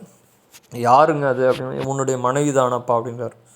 இதில் ரொம்ப அகௌரவமாக ரொம்ப நம்ம கணவனை மதிக்காத, அந்த கணவன்ற ஒரு மதிப்பு மரியாதை கொடுக்காத ஒரு அந்த தன்மை உள்ள அசுர சக்தியை நான் சொல்கிறேன், யாரையும் தனிப்பட்ட முறையில் சொல்லலை. அதுக்கடுத்து பார்த்தோம் அப்படின்னா அதே இன்னொருத்தர் வர்றாரு கொஞ்ச காலம் கழித்து அகஸ்திய பெருமான்ட்ட, உன் பின்னால் ஒரு பெண் தெய்வம் உள்ளது அப்பா அப்படின்றார். அது யாருங்க, உன்னுடைய மனைவி தானப்பா அப்படின்றார். அப்போ அந்த அம்மா எல்லாத்தையும் பொறுத்துக்கிட்டு சகிப்புத்தன்மையோட விட்டு கொடுத்து மாமனார் மாமியார் குழந்தைங்க தியாகத்தோடு வாழ வைக்கிற குடும்பம், அது பெண் தெய்வம். அப்போ இந்த அன்புன்றது எவ்வளோ பெரிய விஷயம். அது காதல் இருக்கணும் கண்டிப்பாக. காதல்ன்றது வந்து அது ஒரு தெய்வீகம், கணவன் மனைவிக்குள்ளே இருக்கணும். அது இங்கிதமாக அன்புன்னு சொல்கிறது என்ன அப்படின்னா அதனுடைய வெளிப்பாடு வந்து எந்த விதமான எதிர்பார்ப்பும் இருக்கக்கூடாது. நீங்கள் பொங்கலுக்கு 2 சேலை வாங்கி கொடுப்பாரு, தீபாவளிக்கு 2 சேலை வாங்கி கொடுப்பாரு, ஹோட்டல் கூப்பிட்டு போவாங்க, நம்மளை ஃப்ரீடமாக இருக்க விடுவாங்க. அந்த மாதிரி எதிர்பார்ப்பு அது கிடையாது. கணவனுடைய பொருளாதார நிலைமை அப்போ புரிஞ்சுட்டு கணவனுடைய இல்லறம் அந்த தர்ம நெறியை புரிஞ்சுக்கிட்டு குறிப்பறிதலோடு வாழக்கூடிய துணைவி தான் மிகப்பெரிய உத்தமம். அவள் தான் உத்தமி. அந்த கணவனும் உத்தமன். அந்த பேர் தான் முன்னுதாரணமாக இருக்கும். எல்லாம் எந்த நேரமும் சண்டை போட்டுக்கிட்டு புகுந்த வீட்டிலேருந்து பிறந்த வீட்டுக்கு போகிறது, பிறந்த வீட்டுலேருந்து புகுந்த வீட்டுக்கு வர்றது, இல்லைன்னா டைவர்ஸ் பண்ணிடுறது, இல்லைன்னா வேறு மாதிரியான எக்ஸ்ட்ரீம் லெவலுக்கெலாம் போகக்கூடிய அமைப்பில் இன்றைக்கி இருக்குது. இதெல்லாம் மாறணும். மாற்றுறதுக்காக வரல. எவ்வளோ பேர் மாற முடியுமோ மாறட்டும். இது கேட்டு ஒரு 2 தம்பதியர் கேட்டு மாறினாலே பெரிய விஷயம். இவ்வளோ நம்ம உயிரை கொடுத்து போராடுறாங்க, உயிரை கொடுத்து எழுதியிருக்கார் திருவள்ளுவர். இன்றைக்கி நம்ம யாராவது ஒரு ஞான நூல் எழுதிட முடியுமா? 1330 குறளுக்கு பதிலாக 1500 குறள் நான் எழுதுவோன்னு எவனாவது ஒருத்தன் எழுதியிருக்கானா? இல்லை எத்தனையோ துறவிகளும் ஞானிகளும் எழுதிட்டு போன ஞான நூல் இன்றைக்கி யாராலும் நம்மளால் எழுத முடியுதா? ரேர், ரொம்ப கஷ்டம். ஏன்னா அவங்க வந்து அந்த தன்மையில் அந்த தெய்வீகத்தில் இருந்து எழுதுனது இன்றைக்கி பலிதமாகுது. இன்றைக்கி அதை பற்றி பேசுகிறோம், காலங்கடந்து பேசிகிட்டு இருக்கோம் நம்ம. அப்போ இந்த கலிகாலத்தில் இந்த டைம் இதெல்லாம் தேவை. அன்புங்கிறது தேவை. இந்த கணவன் மனைவிக்குள்ளே அன்பு இல்லை, பழி வாங்குற தன்மை வந்துடுச்சான்னா ரொம்ப கஷ்டம். நீ மது அருந்த போகிற அப்படின்னா நானும் மது அருந்த போகலனாலும் நான் என்ன பண்ணுவேன். நீ தவறு பண்ணுறதுனால தான் நான் மது அருந்த போகிறேன். இது மாற்றி மாற்றி 2 பேருக்குள்ளே நடக்கிற பழிவாங்கல் தன்மையெல்லாம் இப்பயும் சில பேர்கிட்ட இருக்குது. அப்போ இதுக்கு முழு முதற் காரணம் மனைவி தான். அந்த குடும்பத்துக்கு பெண் என்பவள் அச்சாணி. அவள் ஒரு வீட்டில் விளக்கேற்றி சுவாமிகிட்ட பிரார்த்தனை பண்ணி அந்த குடும்பத்தையாக தியாகம் பண்ணி வாழும்போது அவள் நிற்பா. என்னைக்காவது நம்ம கணவன் திருந்துவான் அப்படின்ற நம்பிக்கையோடு இருந்து ஒருத்தி இதுன்னா அதுதான் ஒரு சாதனை. அப்போ அதுதான் அங்கே அறம். அப்போ அந்த அன்பு இருந்தது அப்படின்னா எப்பேற்பட்ட துஷ்ட சக்தியும் நீக்கிட்டு நல்லவங்களாக மாறி வர முடியும். இதுதான் சத்தியம். அதுக்கு பொறுமை அவசியம், சகிப்புத்தன்மை அவசியம், கண்டிப்பு அவசியம். இந்த கட்டமைப்பு தான் இறைவன் சித்தர்கள் வகுத்த பாதை. இதை பார்த்து தான் உலகமே நம்மளை பார்த்து பிரமிக்குது. ஆகா, இந்திய பாரத பூமியா, ஒருவனுக்கு ஒருத்தியா. அதெல்லாம் இன்றைக்கி இருக்கோ இல்லையோ, இருக்காங்க, இல்லாமலாம் இல்லை. ரொம்ப நாடெல்லாம் கெட்டு குட்டி சவராக ஆகலை. ஓரளவுக்கு தர்மம் இருக்குது, நல்லவங்களும் இருக்காங்க. அப்போ கெட்டவங்களை ப்ரொஜெக்ட் பண்ணுறதும் நல்லவங்களை ப்ரொஜெக்டரும் அந்தந்த காலகட்டத்தில் நடக்கிற மீடியாவை பொறுத்து, சாதனங்களை பொறுத்து. ஆனால் இன்றைக்கும் நல்லவங்க இருக்காங்க, வாழ்ந்து காமிச்சிட்டு இருக்கிறாங்க. அவங்களும் விதைச்சிட்டு தான் போகிறாங்க.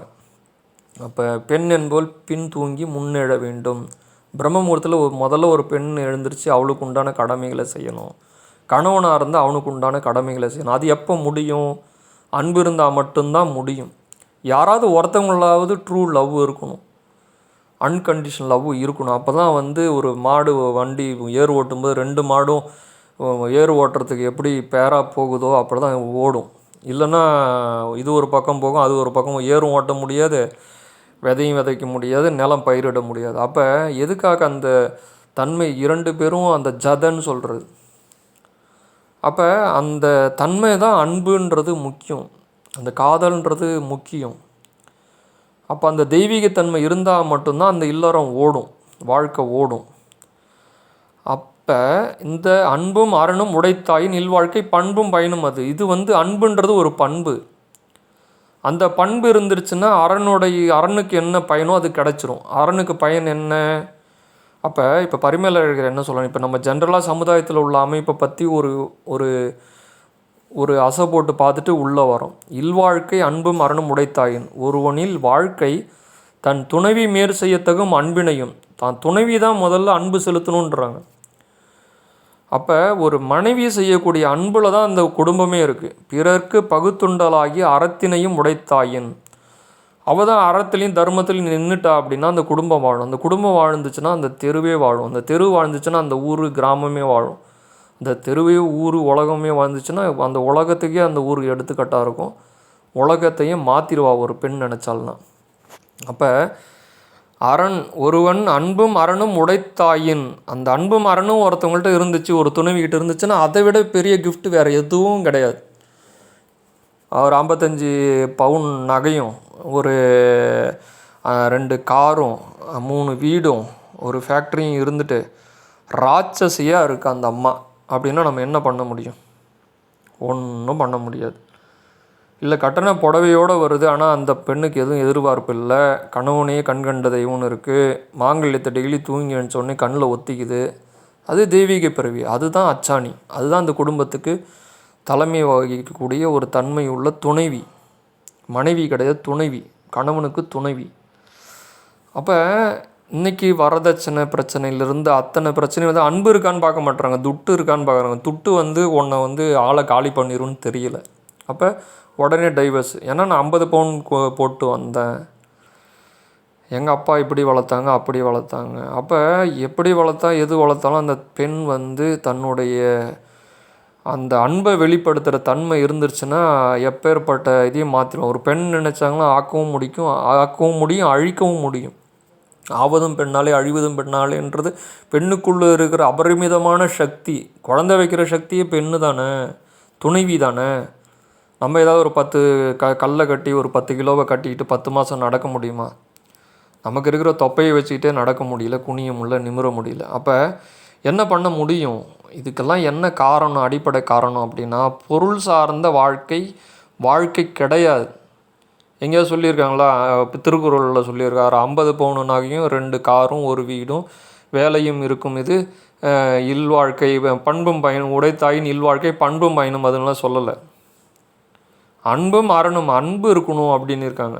அந்த பெண்ணை பார்த்தா இவ அன்பு செலுத்துவாளா, நம்ம குடும்பத்துக்கு விலைக்கேற்றி நம்ம குடும்பத்தை தன் குடும்பம் மாதிரி பார்த்துக்கோலாம் அப்படின்னு யாரும் பார்க்கறதில்ல. அப்படிப்பட்ட பெண்களும் கிடைக்கிறது கஷ்டமாக இருக்குது. ஆண்களும் அப்படி தான் இருக்காங்க, பெண்களும் இருக்காங்க. எல்லாரையும் சொல்லலை, அந்த இருக்கிறவங்க மட்டும் சொல்கிறேன். இது வந்து பழைய பஞ்சாங்கம் கிடையாது, இதெல்லாம் நம்மளுடைய அறம். இந்து சனாதன தர்மம், அறத்துலேயும் தர்மத்துலேயும் வாழக்கூடிய நம்ம பண்பாடு, நம்ம கல்ச்சர், அதுதான் சத்தியம். அதுக்காக தான் உலக நாடெல்லாம் இந்தியாவை பார்க்குது, பாரதத்தை பார்க்குறோம், நமக்கே ஒரு பெருமை. அதை விட்டுட்டு நம்ம வந்து வெஸ்டர்ன் கல்ச்சர் மாதிரி மேல்நாட்டு நாகரிகத்தை பார்த்துட்டு நம்ம கெட்டு குட்டி சவராக போகிறோன்னா அது தலைவிதி. அப்போ அன்பும் அரணும் உடைத்தாயின் இல்வாழ்க்கை பண்பும் பயனும் அதுன்றது என்ன சொல்கிறாங்க அப்படின்னா, மனைவி மக்கள் அந்த இது வந்து தன்னுடைய பொருளாயினும் சரி அன்பாக இருந்தாலும் பகிர்ந்துக்கணுன்றாங்க, அரவணைச்சு போகணுன்றாங்க. பகுத்துண்டுதல் அறத்தினுடைய பண்பு. அந்த பண்புக்கு வந்து ஈடு இணை எதுவுமே கிடையாது, அது ஒரு நாளும் வேஸ்ட்டாக போகாது. அப்போ இந்த இல்லறந்து சோட போகாது, அதுதான் முக்தி, கடைக்காலம் வரைக்கும் நிற்கும். இதுதான் அறம் சொல்லி சுவாமி உணர்த்துறாங்க. அதனால் அன்பு என்பது பண்பாக இருக்குது, அரண் என்பது பயன். அன்பாக இருந்தாலே போதும், ஒரு மனைவியோ துணைவியோ அந்த பெண்ணோ ஆணோ அந்த குடும்பத்தில் அன்பாக இருந்தால் போதும். எவ்வளவு கோபதாபங்கள் இருந்தாலும் அதை கோபதாபங்கள் கொண்டு போகாமல் அன்பாக இருந்தாலே அந்த குடும்பம் அந்த அன்புங்கிற பண்புனாலேயே அது மிகப்பெரிய அறம். அன்பே சிவம்னு எதுக்கு சொன்னாங்க? கோபமே சிவம்னா சொன்னாங்க, இல்லை சினமே சிவம்னு சொன்னாங்களா? சிவனுக்கும் கோபம் வரும் அதர்மத்தை கண்டு, அந்த கோபம் கிடையாது. அவர் ஒரு ஆட்டம், சிதம்பரம் நடராஜர் ஒரு ஒரு ஒரு ஒரு ஆட்டம், ஒரு டான்ஸ் இது பண்ணாருன்னா இந்த உலகம் தூளாக போயிடும். அது கிடையாது. அன்புங்கிறது மிகப்பெரிய அறம். அது அலுவலகமாக இருந்தாலும் பப்ளிக்காக இருந்தாலும், ஒரு சேவை பண்ணுற இடத்துல நம்ம வேலை பார்க்கல, சேவை பண்ணுறோம், ஒரு இடத்துலையும் அன்பு இருக்கணும். அன்பு இல்லை அப்படின்னா தன்னைத்தானே மண்ணில் நம்ம யார் மேலே கோவப்படுறோம் அப்படின்னா நம்மளே நம்ம மல்லாந்து படுத்துட்டு எச்சில் முடிகிற மாதிரி. ஒரு துணைவி வந்து கணவன் மீது ரொம்ப கேவலமாகவோ ரொம்ப மனம் வருந்தபடி நடந்துக்கிறாங்கன்னா தான் கணவன் மேலே அவங்க வெறுப்பை காட்டலை, இது பண்ணல, தன்னைத்தானே மல்லாந்து படுத்து கொண்டு எச்சில் உமிழ்கிறார்கள். அது அவங்க மேலேயே தான் வந்து படும். அப்போ அன்புங்கிறது இல்லற வாழ்க்கையில் மிக மிக மிக மிக ஒரு உன்னதமான, அது தெய்வீகமான காதல். காதல்ன்றது 2 டீனேஜில் இருக்கிற ஒரு கொச்சையான நாய், அந்த என்ன சொல்கிற ஒரு கேடுகட்ட அன்பு பரிமாற்றம் கிடையாது.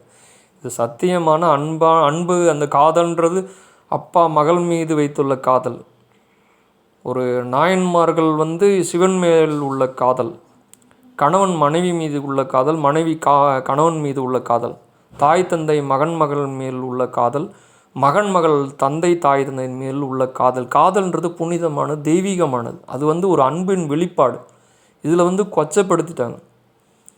அப்போ காதலாகி கசிந்து கண்ணீர் மல்கி ஓதுவார் தம்மை ஊய்விக்கும்ன்றது என்ன அப்படின்னா, அந்த அன்பு தான் தாய் வந்து குழந்தைக்கு எப்படியா தெரியாமையாவது செஞ்சுருவா. ஒரு மாமனார் மாமியார் திட்டுறாங்க, ஏன் பிள்ளைக்கு இதை கொடுக்குற அப்படின்னா, அன்பின் கொண்டு அந்த காதல் கொண்டு தெரியாமல் தான் ஊட்டிடுவா. பருப்பு சாதத்தை ஊட்டிடுவா, இல்லை ஏதோ ஒரு விதத்தில் குழந்தைக்கு ஒரு துணி எடுத்து கொடுத்துருவா. ஏமா குடும்பம் இருக்கிற நிலமையில் ஒரு 250 ரூபாய்க்கு ட்ரெஸ் எடுத்துருக்க, 100 ரூபாய்க்கு எடுக்கக்கூடாதான்னா, குழந்தை ஆசைப்பட்டது அப்படின்னு தெரியாமல் எடுத்து கொடுத்துருவா. அதுதான் காதல். அப்போ அதேமாதிரி கணவன் மனைவிக்கு ஒரு பரிசு பரிமாற்றமாகட்டும், இந்த கலிகாலத்தில் இப்போ அதெல்லாம் நமக்கு வந்து தேவைப்படுது. அப்போ அந்த தெரியாமல் பண்ணக்கூடிய, தெரிஞ்சு பண்ணாலும் தெரியாமல் பண்ணாலும் அந்த அன்பின் வெளிப்பாடு, அந்த காதல், தெய்வீகமான அந்த அன்பு தன்மை இருக்கணும். அது இல்லைன்னா வேஸ்ட்டு குடும்பமே. அப்போ அந்த அன்பும் பண்பும் அதுதான் மிகப்பெரிய பண்பு, அதுதான் மிகப்பெரிய அறம், ட்ரூ லவ்.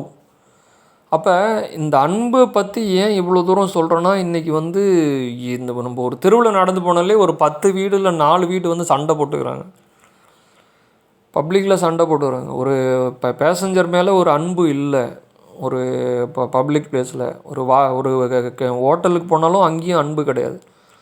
சர்வர்லேருந்து கல்லாப்பட்டியில் இருக்கிறவங்க சமைக்கிறவங்க அத்தனை பேரும் கோவப்படுவாங்க. நம்ம கோபத்தை சாப்பிட போல, அது உணவு கிடையாது. அப்போ அன்போடு பரிமாறக்கூடிய உணவு தான் உணர்வாக நமக்குள்ள அன்பாக அகமகிழ்வாக தோணும். நீயே போட்டு சாப்பிடு வந்து தொலைஞ்சிட்ட அப்படி ஒரு ஏதோ ஒரு எகத்தாளமோ அந்த மாதிரி ஒரு அன்பு பரிமாற்றம் இல்லைன்னா ரொம்ப கஷ்டம். அது தாயாக இருந்தால் கணவன் மனைவி மக்களுக்கு வந்து இந்த தாயின்ற இந்த அன்பை வெளிப்படுத்தணும். மனைவின்ற துணைவி இருந்தாலும் கண்டிப்பாக அன்பை வெளிப்படுத்தணும். இது வந்து கண்டிப்பாக பண்ணணுன்றது கிடையாது, அது தானாக வர்றது. அது ஆணோ பிள்ளையோ தாய் தந்தையோ உற்றாரோன்னு நடந்து கொள்ளும் விதத்தையும் பொறுத்து இருக்குது. ஆனால் நான் அன்பு தான் செலுத்துவேன், எனக்கு அதுதான் தெரியும் அப்படின்னு இருந்துட்டாங்க அப்படின்னா, அதுதான் ஒரு குடும்பத்துக்கு மிகப்பெரிய பண்பு, அதுதான் அரணுடைய பயன்.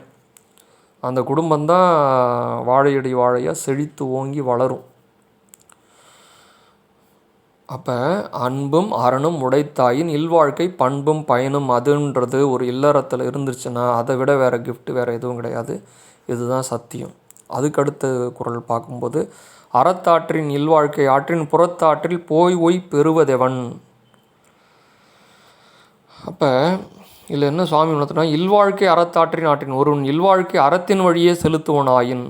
ஒரு குடும்பம் இருக்குது, ஒரு இல்லற தர்மத்தோட போகிறவனுடைய அறத்தை பற்றி போகிறவனாயினா இருந்தால் புறத்தாற்றில் போய் பெறுவது எவன். நீ வந்து அந்த 3வது ஸ்டேஜ் இருக்கு இல்லையா, முதல்லேருந்து குருகுல கல்வி, 2வது இல்லறம், 3வது துறவரம். நீ போய் வனத்தில் போய் தவம் பண்ணவே தேவையில்லைன்றாங்க. எவன் ஒருவன் வந்து இல்லற கடமையிலையும் இல்லற தர்மத்தை போராடி தானும் நல்லா இருக்கணும், தன்னை சுற்றி உள்ளவங்க நல்லா இருக்கணுன்ற நல்ல எண்ணத்தில் வாழறானோ அவன் மிகப்பெரிய துறவி, அவன் சுவாமி, அவன் தான் உண்மையான ஒரு இறை சொரூபம். அப்போ இல்லற தர்மத்தில் ஒருத்தவன் இருந்து அவன் வந்து நாட்டுக்கும் வீட்டுக்கும் வந்து செய்யக்கூடிய மிகப்பெரிய ஒரு தொண்டு அது.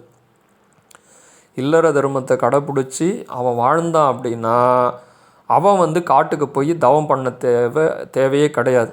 அதான் புறத்தார் போய் பெறுவது எவன். புறத்தில் போய் நான் அந்த மலையில் போய் தவம் இருக்க போகிறேன், இல்லை இந்த கோயிலுக்கு போகிறேன் அந்த கோயிலுக்கு போகிறேன் அப்படின்னு சொல்லி அவன் ஒன்றும் பெருசாக ஒரு தவ வாழ்க்கையை வாழணும்னு அவசியமே கிடையாது. ஏன்னா அவன் தவம் ஃபுல்லாக இங்கேயே முடிஞ்சு போகுது, இங்கேயே இறைவன் அவங்ககிட்ட வந்துடுவார்.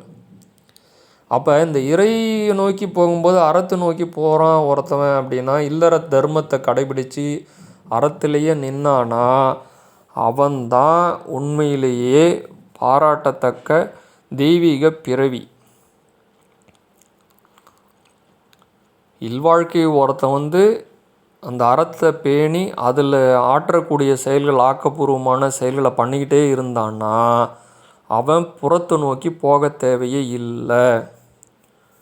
அந்த ஒவ்வொரு குடும்பமும் ஒரு கோயில் ஆகிடும். அவன் காலையில் எழுந்திருப்பான், பிரம்மமுகூர்த்தத்தில் எழுந்திருப்பான், பூஜை பண்ணுவான், குழந்தைங்களை கொண்டு போய் ஸ்கூல் விடுவான், ஆஃபீஸ் போவான், வேலை பார்ப்பான், திருப்பி வருவான், கேட்குறவங்களுக்கு தானம் தர்மம் பண்ணுவான், வீட்டுக்கும் பண்ணுவான். அவன் லஞ்சமும் வாங்க மாட்டான், கையூட்டு வாங்க மாட்டான். அவன் தர்மத்தில் கொடுக்குற இதுக்கு மனசாட்சி வரவங்களும் வேலையை முடித்து கொடுப்பான். அத்தனையும் பண்ணுறான். அவன் தான் ஒரு தெய்வீக பிறவி. அப்போ இந்த திருக்குறளில் பார்த்தோம் அப்படின்னா, இன்றைக்கி காலகட்டத்தில் ஆஃபீஸுக்கு போகிறதா இருந்தாலும் சரி, சொந்த பிஸ்னஸாக இருந்தாலும் சரி, தனியாரோ இல்லை வேறு துறை சம்மந்தப்பட்ட இதில் இருந்தாலும் அவன் மனசாட்சிக்கு விரோதாமல் மேலதிகாரிக்கு உழைத்து, தன் குடும்பத்துக்கும் உழைத்து, அறத்தை பேணி மேற்கண்ட சில நாட்களாக பார்த்த அந்த அறத்தை என்னென்னலாம் அறன்னு பார்த்தோம், அந்த தர்மத்தை மீறாமல் அவன் பண்ணான் அப்படின்னாலே அவன் புறத்தை நோக்கி போகவே தேவையில்லை. எங்கேயும் பெரிய இமயமலைக்கு போகணும், கேதார்நாத் போகணும், ரிஷிகேஷ் போகணும், இல்லை அந்த மலை கோயிலுக்கு போகணும், இந்த கோயிலுக்கு போகணுன்னு அவசியம் புறத்தை நோக்கி போக வேண்டிய அவசியமே இல்லை. ஏன்னா அவன் அகத்துக்குள்ளேயே எல்லாத்தையும் தெய்வமாக பார்க்குறான். அறத்தை ஒருத்தன் தெய்வமாக பார்க்க, அறமும் தெய்வமும் ஞானமும் வேறு கிடையாது. ஸோ இதுதான் சத்தியம். ஸோ இந்த திருக்குறள் முக்கியமான திருக்குறள். அறத்தாற்றின் இல்வாழ்க்கை, ஆற்றின் புறத்தாற்றில் போய் பெறுவது எவன். அப்போ இன்றைக்கி இருக்கிற காலகட்டத்தில் கொஞ்சம் ஆன்மீகமாக போகிறோம். ஆன்மீகன்றது தனியாக எதுவும் கிடையாது. நம்ம மூதாதையர்கள் பண்ணிட்டு பண்பாடு கலாச்சாரம் தான். அவங்க சாணம் தெரித்து தொளிச்சு கோலம் போட்டு வீட்டில் வரவங்களுக்கு விருந்தோம்பல் பண்ணி இல்லற கடமைகளும் செஞ்சாங்க. சமைக்கிறதுலேருந்து அத்தனையும் பண்ணி யாருக்கும் அடிமை இல்லை. அவங்கவுங்க தொழில் அவங்கவுங்களுக்கு உண்டான அமைப்பில் இருக்கிறவங்க அவங்கவுங்க வேலையை பார்த்தாங்க, பர்ஃபெக்டாக பார்த்தாங்க. இப்பயும் பார்த்துக்கிட்டு தான் இருக்கும். இப்பயும் ஒன்றும் தலைமொழிக்கு போயிடலை. அப்போ அவங்கவுங்க வேலையை அவங்கவுங்க பார்த்துக்கிட்டு அந்த கடமை இல்லற கடமையை செய்யும்போது புறத்தை நோக்கி போக வேண்டிய அவசியமே இல்லை. அப்போ அங்கேயே கோயில் தான் அது. ஒவ்வொரு குடும்பமும் இந்த மாதிரி அறத்தை பேணி வாழற குடும்பமே கோயில் தான். அதை கையெடுத்து கும்பிடுவாங்க. அந்த அந்த குடும்பம் நல்லா இருந்துச்சு அப்படின்னாலே அந்த குடும்பத்துக்காகவே மழை பெய்யும். அப்போ அறத்தாற்றின் இல்வாழ்க்கை, ஆற்றின் புறத்தாற்றில் போய் பெறுவது எவன். வெளியில் போய் தவம் பண்ணி எதுக்காக தவம் பண்ணுறோம்? உலக அமைதிக்காகவும் இல்லை ஏதோ ஒரு காரணத்துக்காக தவம், புறத்தை நோக்கி கோயில் போகிறது, நிம்மதிங்கிறது இங்கே இப்பயே இருக்குது. நீ இல்லற கடமைகளை பர்ஃபெக்டாக பண்ணி தொழில் தர்மத்தையும் தொழிலுக்கு உண்டான அறத்தையும் வீட்டில் உள்ள அறத்தையும் இந்த சொன்ன அறங்களெல்லாம் ஃபாலோ பண்ணாலே நிம்மதி, சாந்தி. அதுதான் தெய்வம், அதுதான் சக்தி, அதுதான் அறம், அதுதான் ஞானம். புறத்தை நோக்கி போக வேண்டிய அவசியமே இல்லைன்னு சொல்லி சுவாமி உணர்த்துறாங்க. அறத்தாற்றின் இல்வாழ்க்கை, ஆற்றின் புறத்தாற்றில் போய் பெறுவது எவன். அடுத்த திருக்குறள். இயல்பினான் இல்வாழ்க்கை வாழ்பவன் என்பான் முயல்வாருள் எல்லாம் தலை. இதுவும் ஒரு அருமையான ஞானத்தை நோக்கி போகிறவங்களுக்கு உண்டான இது. இங்கே யாரையும் ஆன்மீகன்ற லேபிளில் சாமியாராக்கவோ இல்லை துறவரத்தில் போய் ஐயோ நம்ம வீட்டுக்காரர் கோயிலுக்கு போகிறார், தர்மம் பண்ணுறாரு, எங்கேயோ போயிடுவார் அப்படின்னு யாரும் கவலைப்பட வேண்டாம். இல்லறத்தில் இருந்துகிட்டே துறவரம். அதுதான் திருவள்ளுவர் உணர்த்துறது, அகஸ்திய பெருமான் உணர்த்துறது. நீ எங்கேயும் போகவே தேவையில்லை. உன்னுடைய தொழில் பார்க்குற இடத்துல செய்யும் தொழிலே தெய்வம். கையூட்டு வாங்காமல், லஞ்சம் வாங்காமல், கொடுக்குற சம்பளத்துக்கு ஒழுங்காக வேலை பார்த்து வேலையை முடித்து கொடுத்துட்டு, இது சொல்லுதல் யாருக்கும் எளிய அறியவாமல், அதே மாதிரி சொல்கிறது ஈஸி. ஆனால் அதை நடைமுறைப்படுத்துறது கஷ்டம். பல தடை வரும், பல இது வரும். நான் இப்படி தான் சங்கல்பம் பண்ணிட்டு பண்ணணும். அது வீட்டில் உள்ள அறத்தை பேணுறதுல அன்பு செலுத்துறதுலேருந்து அத்தனையும் பண்ணணும். பொருளாதார கடன் வாங்காமல், கடன் பிரச்சனை இல்லாமல், ஒரு நோய்வாய்ப்படாமல் ஒரு நிம்மதியான வாழ்க்கை, அறம் சார்ந்த வாழ்க்கை மட்டுமே கொடுக்கும் என்பது தான் நம்ம நாட்டினுடைய தலை எழுத்து விதி. இதுதான் மிகப்பெரிய நமக்கு பொக்கிஷம். நம்ம பண்பாடு, நம்ம கலாச்சாரம் வாழ்ந்து காமிச்சிட்டு போனது. சும்மாலாம் இந்த திருக்குறள்லாம் எழுதி வைக்கல. ஏதோ ஞான திருஷ்டியில் போய் கடல் பக்கத்தில் உட்காந்து கவி வரையில் பனை ஓலையில் ஆணி எடுத்து கவி பாடலை. கடலை பார்த்தும் காதலியை பார்த்து காதலனை பார்த்து எழுதக்கூடிய கவிதையோ ஏதோ பாடலோ கிடையாது. அவங்க முற்றும் உணர்ந்து ஞான நிலையில் எழுதின, எதிர்காலத்தில் மக்கள் பாழாக போயிடக்கூடாது, வீணாக போயிடக்கூடாதுன்னு அவங்க எழுதி வச்ச ஒவ்வொரு பொக்கிஷம். ஏதோ கதை திரைக்கதை வாசனம் எழுதி படத்தில் வரும் கதைகள் அத்தனையும் கற்பனை, இந்த சம்பவ பாத்திரம் யாரையும் குறிப்பிடும் நல்லா அப்படின்னு சொல்லி டைட்டில் போட்டு ஓட்டுற படம் கிடையாது. அதனால் இந்த திருக்குறள்லாம் முற்றுணர்ந்து கற்றுணர்ந்து இளைஞர்லேருந்து குழந்தையிலேருந்து எல்லா வயதுக்கும் எல்லா நாட்டும் எல்லாருக்கும் பொருந்து. இது அதனால தான் உலக பொதுமறைன்னு சொல்லிட்டாங்க. உலகத்துக்கே எழுதி வச்சுட்டு போயிட்டார். எல்லா ஞானிகளும் ரிஷிகளும் மூதாதையர்கள் வேதங்களும் அத்தனை சாஸ்திர சம்பிரதாயம் அத்தனையும் எல்லோரும் நல்லா இருக்கணும்னு எழுதிட்டு போன ஒரு சிறந்த அமைப்பு. அது பொக்கிஷம். அதை ஃபாலோ பண்ணுறதுக்கு யார்கிட்டையும் தில்லு கிடையாது, அதுக்கு சங்கல்பம் கிடையாது. அப்போ இந்த அழுக்கெல்லாம் நீங்கி சுத்தம் மனம் தெளிவாக இருக்கும்போது அதுதான் குருவின் தெளிவு குருவின் திருமேனி காணல், தெளிவு குருவின் திருவார்த்தை கேட்டல், தெளிவு குரு உரு சிந்தித்தல். அதுதான் குரு வேணும். திருவள்ளுவரே பெரிய ஒரு குரு தான். ஏன்னா அவர் வெளிச்சத்தை தானே காமிச்சிட்ருக்காரு. ஏதாவது கெடுதல் சொல்கிறாரா? கெடுதல் நினச்சி எழுதியிருக்காரா? இதை மக்கள் நல்லா இருக்கணும், நம்ம நல்லா இருக்கணுன்றதுக்காக அன்னைக்கே எழுதிட்டு போன வச்சு வள்ளுவன் வாக்கு என்றைக்கும் பொய்க்காது. அதை யாராலையும் அழிக்க முடியாது. இது மிகப்பெரிய தர்ம பாதை. அப்போ இல்வாழ்க்கை இயல்பினன் பரிமேலழகர் என்ன உணர்த்துறாங்கன்னு பார்ப்போம். இல்வாழ்க்கை இயல்பினான் வாழ்பவன் என்பான், இல்வாழ்க்கை நின்று அதற்குரிய இயல்போடு கூடி வாழ்பவன் முயல்வாருள் எல்லாம் தலை. இப்போ இந்த மாதிரி ஒருவன் வாழ்ந்தான், இல்லறத்தில் தர்மத்தையும் அறத்தையும் கடைபிடித்து வாழ்ந்தான் அப்படின்னா, இப்போ ஒரு 7-8 திருக்குறள் பார்த்தோம் இல்லையா? என்னென்ன அறம், இல்வாழ்வத்துக்கு உண்டான இல் தர்மம், இல் அறம் பார்த்தோம் இல்லையா? அதான் இல் அறம். அந்த அறத்தை ஃபாலோ பண்ணுறதுக்கு இல்வாழ்க்கையில் உள்ள அரண் வாழ்க்கையில் உள்ள இந்த திருக்குறள்களை ஒருத்தவங்க கடைபிடித்தாலே அவங்க முக்தி ஞானத்தை நோக்கி போகிறவங்கள ஃபஸ்ட்டு ஆளாக அவங்க தான் இருப்பாங்களாம். இறைவனை அடைய வேண்டும், இறைவனை காண வேண்டும், அவனுடன் பேச வேண்டும், காட்சி வேண்டும், ஆன்மீகத்தில் நிலைக்க வேண்டும், இல்லை தர்மத்தில் நிலைக்கணும். அவன் எதை நோக்கி முயற்சி செய்கிறானோ அவன் தான் ஆளாக இருப்பானோ. அதான் முயல்வாருள் எல்லாம் தலை. அவன் தான் தலைவன், அவன் தான் அந்த குடும்பத்து தலைவனாக இருந்தாலும் தலைவியாக இருந்தாலும் அவன் தான் தலைவன். புலன்களை விட முயல்வார் எல்லாருள்ளும் மிக்கவன்.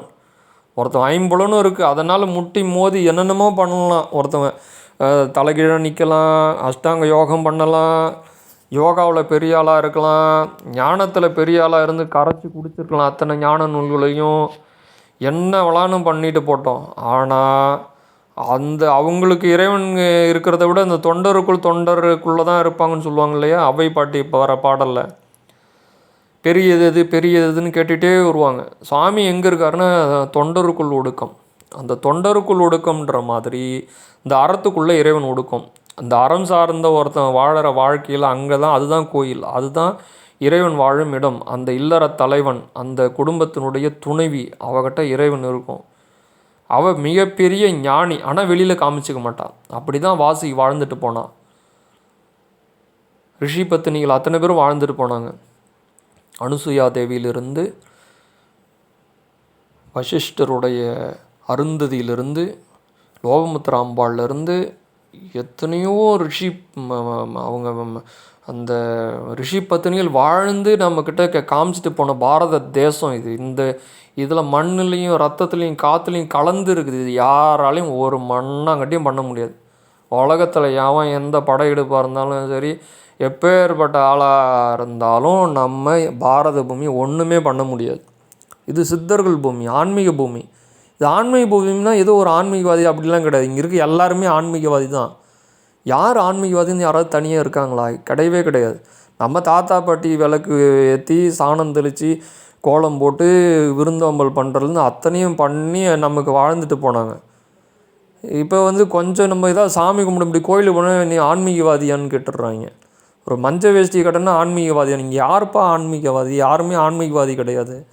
இங்கே இருக்கிறவங்க அத்தனை பேரும் ஆன்மீகவாதி. என் தாத்தா பாட்டி விளக்கேற்றி சாமி கும்பிட்டாங்க, நானும் கும்பிட்றேன், என் குழந்தைங்களுக்கும் சொல்லித்தரேன். பெரியவங்களுக்கு மரியாதை செலுத்து, இந்த அறத்தை பேணு, இந்த மாதிரி நல்லது கெட்டதெல்லாம் நம்ம சொல்லித்தரவங்கள சொல்கிறேன். அப்போ இதுதான் நம்மளுடைய பண்பாடு, கலாச்சாரம். இதை விட்டுட்டு நம்ம எங்கே இருக்கிறத விட்டு பறக்கிறதுக்கு ஆசைப்படுறதும், கிட்ட இருக்கிற கலாக்கை விட எட்ட இருக்கிற பலாக்காவா மேல்? கிட்ட இருக்கிற கலாக்கா தான் மேல். அப்போ ஏன் இதை சொல்லணும், இங்கே இப்பயே இருக்குது. அறம் சார்ந்த வாழ்க்கையை வாழக்கூடிய குடும்ப அமைப்பு இன்றைக்கி எல்லாமே செதஞ்சு சின்ன பின்னமாக இருக்கிற மாதிரி சமுதாயத்தில் தோற்றமா இல்லை உள்ளே என்ன நடக்குதுன்னே தெரியல. சாதனங்கள் கெடுக்குதா இல்லை மீடியா கெடுக்குதா, எது யாரை எப்போ கெடுக்குது, எங்கே போச்சு நம்ம பண்பாடு நம்ம கலாச்சாரம், ஏன் பெண்கள்லாம் இப்படி இருக்காங்க, ஏன் இப்படி ஆண்கள் இருக்காங்க, அது கிடையாது. ஆண்களும் பெண்களும் எல்லாரும் சமம். பெண்களை போற்றி பாதுகாக்கணும். அதை தவறிட்டோம், அவங்களுக்கு உண்டான மரியாதையை கொடுக்கல, அதனால் சீர்கேடாக இருக்குது. ஏன் வந்து அத்தனை ஆறுக்கும், இந்தியாவில் ஓடுற ஆறுக்கும் காவிரி, தென்பெண்ணை, தாமிரபரணி, கங்கை, யமுனை, சரஸ்வதி இந்த மாதிரி பெண் பேரை வச்சுருக்காங்க. அது வளைஞ்சு நெளிஞ்சு ஓடனாலும் காற்றாற்று வெள்ளன்ற மாதிரி அந்த அவங்க அதுதான் பெண் தெய்வீகம். கங்காதேவி, ஏன் பூமாதேவி வந்து மிகப்பெரிய சக்தி, அவள் தாங்கிட்டு இருக்கா. எத்தனையோ சுரங்கங்கள்லாம் இருக்குது, தங்க சுரங்கம் இருக்குது, மெட்டலுக்கு வெட்டி எடுத்து சுரங்கமாக இருக்குது, அதெல்லாம் தாங்கிட்டு தானே இருக்கா. ஏதோ லைட்டாக நிலநடுக்கம் மாதிரி அவள் கொஞ்சம் இப்படி நடுங்குவா போல் இருக்குது. அதெல்லாம் ஒரு பக்கம் இருக்கட்டும். அப்படி பார்த்தா ஏன் இந்த பெண்களுக்கு வந்து நம்ம முக்கியத்துவம் கொடுக்காம விட்டுட்டோமா, தாய்மைக்கு மதிப்பளிக்காமல் விட்டுட்டோமா, கூட பிறந்தவங்க தங்கை, அக்கா, சகோதரி, கணவன், மனைவிக்கு இந்த போற்றி பாதுகாக்கலையா, அவங்கள ஏன் இவ்வளோ மானபங்கமும் போக பொருளாகவும் பார்க்கக்கூடிய தன்மை வந்துச்சு, எங்கே நம்ம விழுந்தோம், எங்கே தப்பு பண்ணுறோம், சினிமா நம்ம கெடுத்துருச்சா, செல்ஃபோன் கெடுத்துருச்சா, எங்கே இதுன்னு ஓட்டையை அடைக்கணும். தூர் வாரலைன்னா தெளிவடைய முடியாது, அழுக்கு இருந்துன்னா கஷ்டம். அப்போ இத்தனை ஆறுகளுக்கும் பெயரிட்டு அவங்கள வந்து சாமியாக வழிபாடு, சகலதோஷ நிவர்த்தி சித்திரஸ்துன்னு கங்காதேவி ஆவாகனம் பண்ணி தான் நம்ம தெளிச்சுக்கிறோம். இதெல்லாம் சத்தியம், உண்மை. அப்போ ஏன் வந்து ரமேஷ், சுரேஷ், முருகன், குப்பன், சுப்பன் இந்த ஆறுகள்லாம் பேர் வைக்கலை? தண்ணீர், ஏன்னா நீரின்றி அமையாது உலகுன்ற மாதிரி. இப்போ நம்ம டாபிக் விட்டுட்டு இங்கேயோ டைவெர்ட் ஆகி போகிற மாதிரி இல்லை. இதெல்லாம் சாராம்சம். அன்பு பரிமாற்றம் கண்டிப்பாக தேவை. அப்போ இந்த திருக்குறள் என்ன எதுக்காக இதை உணர்த்துறாங்கன்னா, இயல்பினான் இல்வாழ்க்கை வாழ்பவன் என்பான் முயல்வாருள் எல்லாம் தலை. இறைவனை அடையணும்னு யாரெல்லாம் முயல்கிறாங்களோ, இல்லை ஒரு பொருளை அடையணும்னு யாரெல்லாம் முயல்கின்றார்களோ அவர்களுக்கு, அவர்களில் முதல் ஆளாக இருக்கிற ஆள் யாருன்னா நம்ம இல்லறத்தில் தர்மத்தை கடைபிடிக்கிறோம் மட்டும்தான். அதனால் இந்த பண்பாடு கலாச்சாரம் சார்ந்த நம்மளுடைய வாழ்க்கை, இல்வாழ்க்கை, அறம் சார்ந்த வாழ்க்கை, அறம் சார்ந்த வாழ்க்கை மட்டுமே பயன்பெறும். அதுதான் நிற்கும். அதுதான் அகஸ்தியம், சத்தியம், சாநித்தியம். அதுதான் சாநித்தியத்தை கொடுக்கும், நிம்மதியை கொடுக்கும், சாந்தியை கொடுக்கும். பொருள் சார்ந்த உலகமாக இருந்தாலும் அருள் சார்ந்த உலகம்தான் இந்த உலகம். சரிங்களா?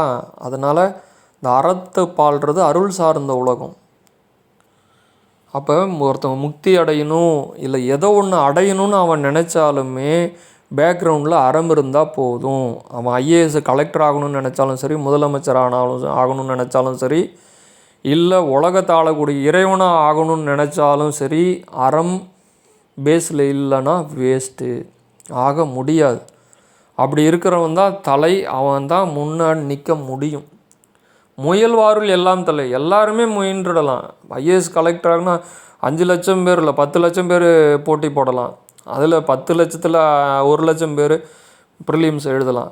அதில் 1000 பேர் மெயின் எக்ஸாம் எழுதலாம். அதில் 500 பேர் இன்டர்வியூ போகலாம். 200 பேர் ஐஏஎஸ், ஐபிஎஸ், யூபிஎஸ்சி பாஸ் பண்ணலாம். ஆனால் அந்த முயல்வாரத்தெல்லாம் அவன்கிட்ட அறம் இருக்கணும். அறம் இருந்தால் மட்டும்தான் ஜெயிக்க முடியும். அவன் எதில் இருந்தாலும் சரி. இந்த கடந்த சில தினங்களாக பார்த்து வந்த அறம் இல்லை அப்படின்னா, அவன் கோயில் கட்டணும்னு நினச்சாலும் கோயில் கட்ட முடியாது, பள்ளிக்கூடம் போய் 10வது பாஸ் பண்ணணும்னு நினச்சாலும் பாஸ் பண்ண முடியாது. அப்போ எல்லாத்துக்கும் பேக்ரவுண்டில் அறம் இருக்கணும். அதுதான் இப்போ நம்ம சில தினங்களாக பார்த்து வந்துக்கிட்டு இருக்கிற அறம். அவங்க தான் தலை. அந்த எல்லா இதுலேயும் எந்த இதில் முயன்று வெற்றி பெறணும்னு அறம் பேக்ரவுண்டில் இருக்கணும். அதுதான் சுவாமி உணர்த்துறது. அடுத்து திருக்குறளை பார்ப்போம். ஆற்றின் ஒழுக்கி அறநிழுக்கா இல்வாழ்க்கை நோற்பாரின் நோன்மை உடைத்து.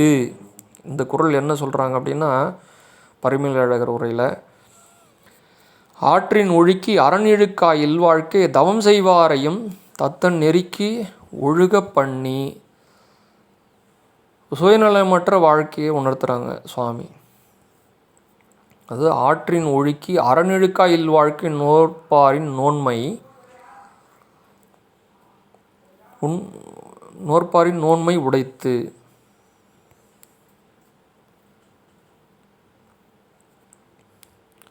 ஆற்றின் ஒழுக்கி அறநிழுக்கா இல்வாழ்க்கை.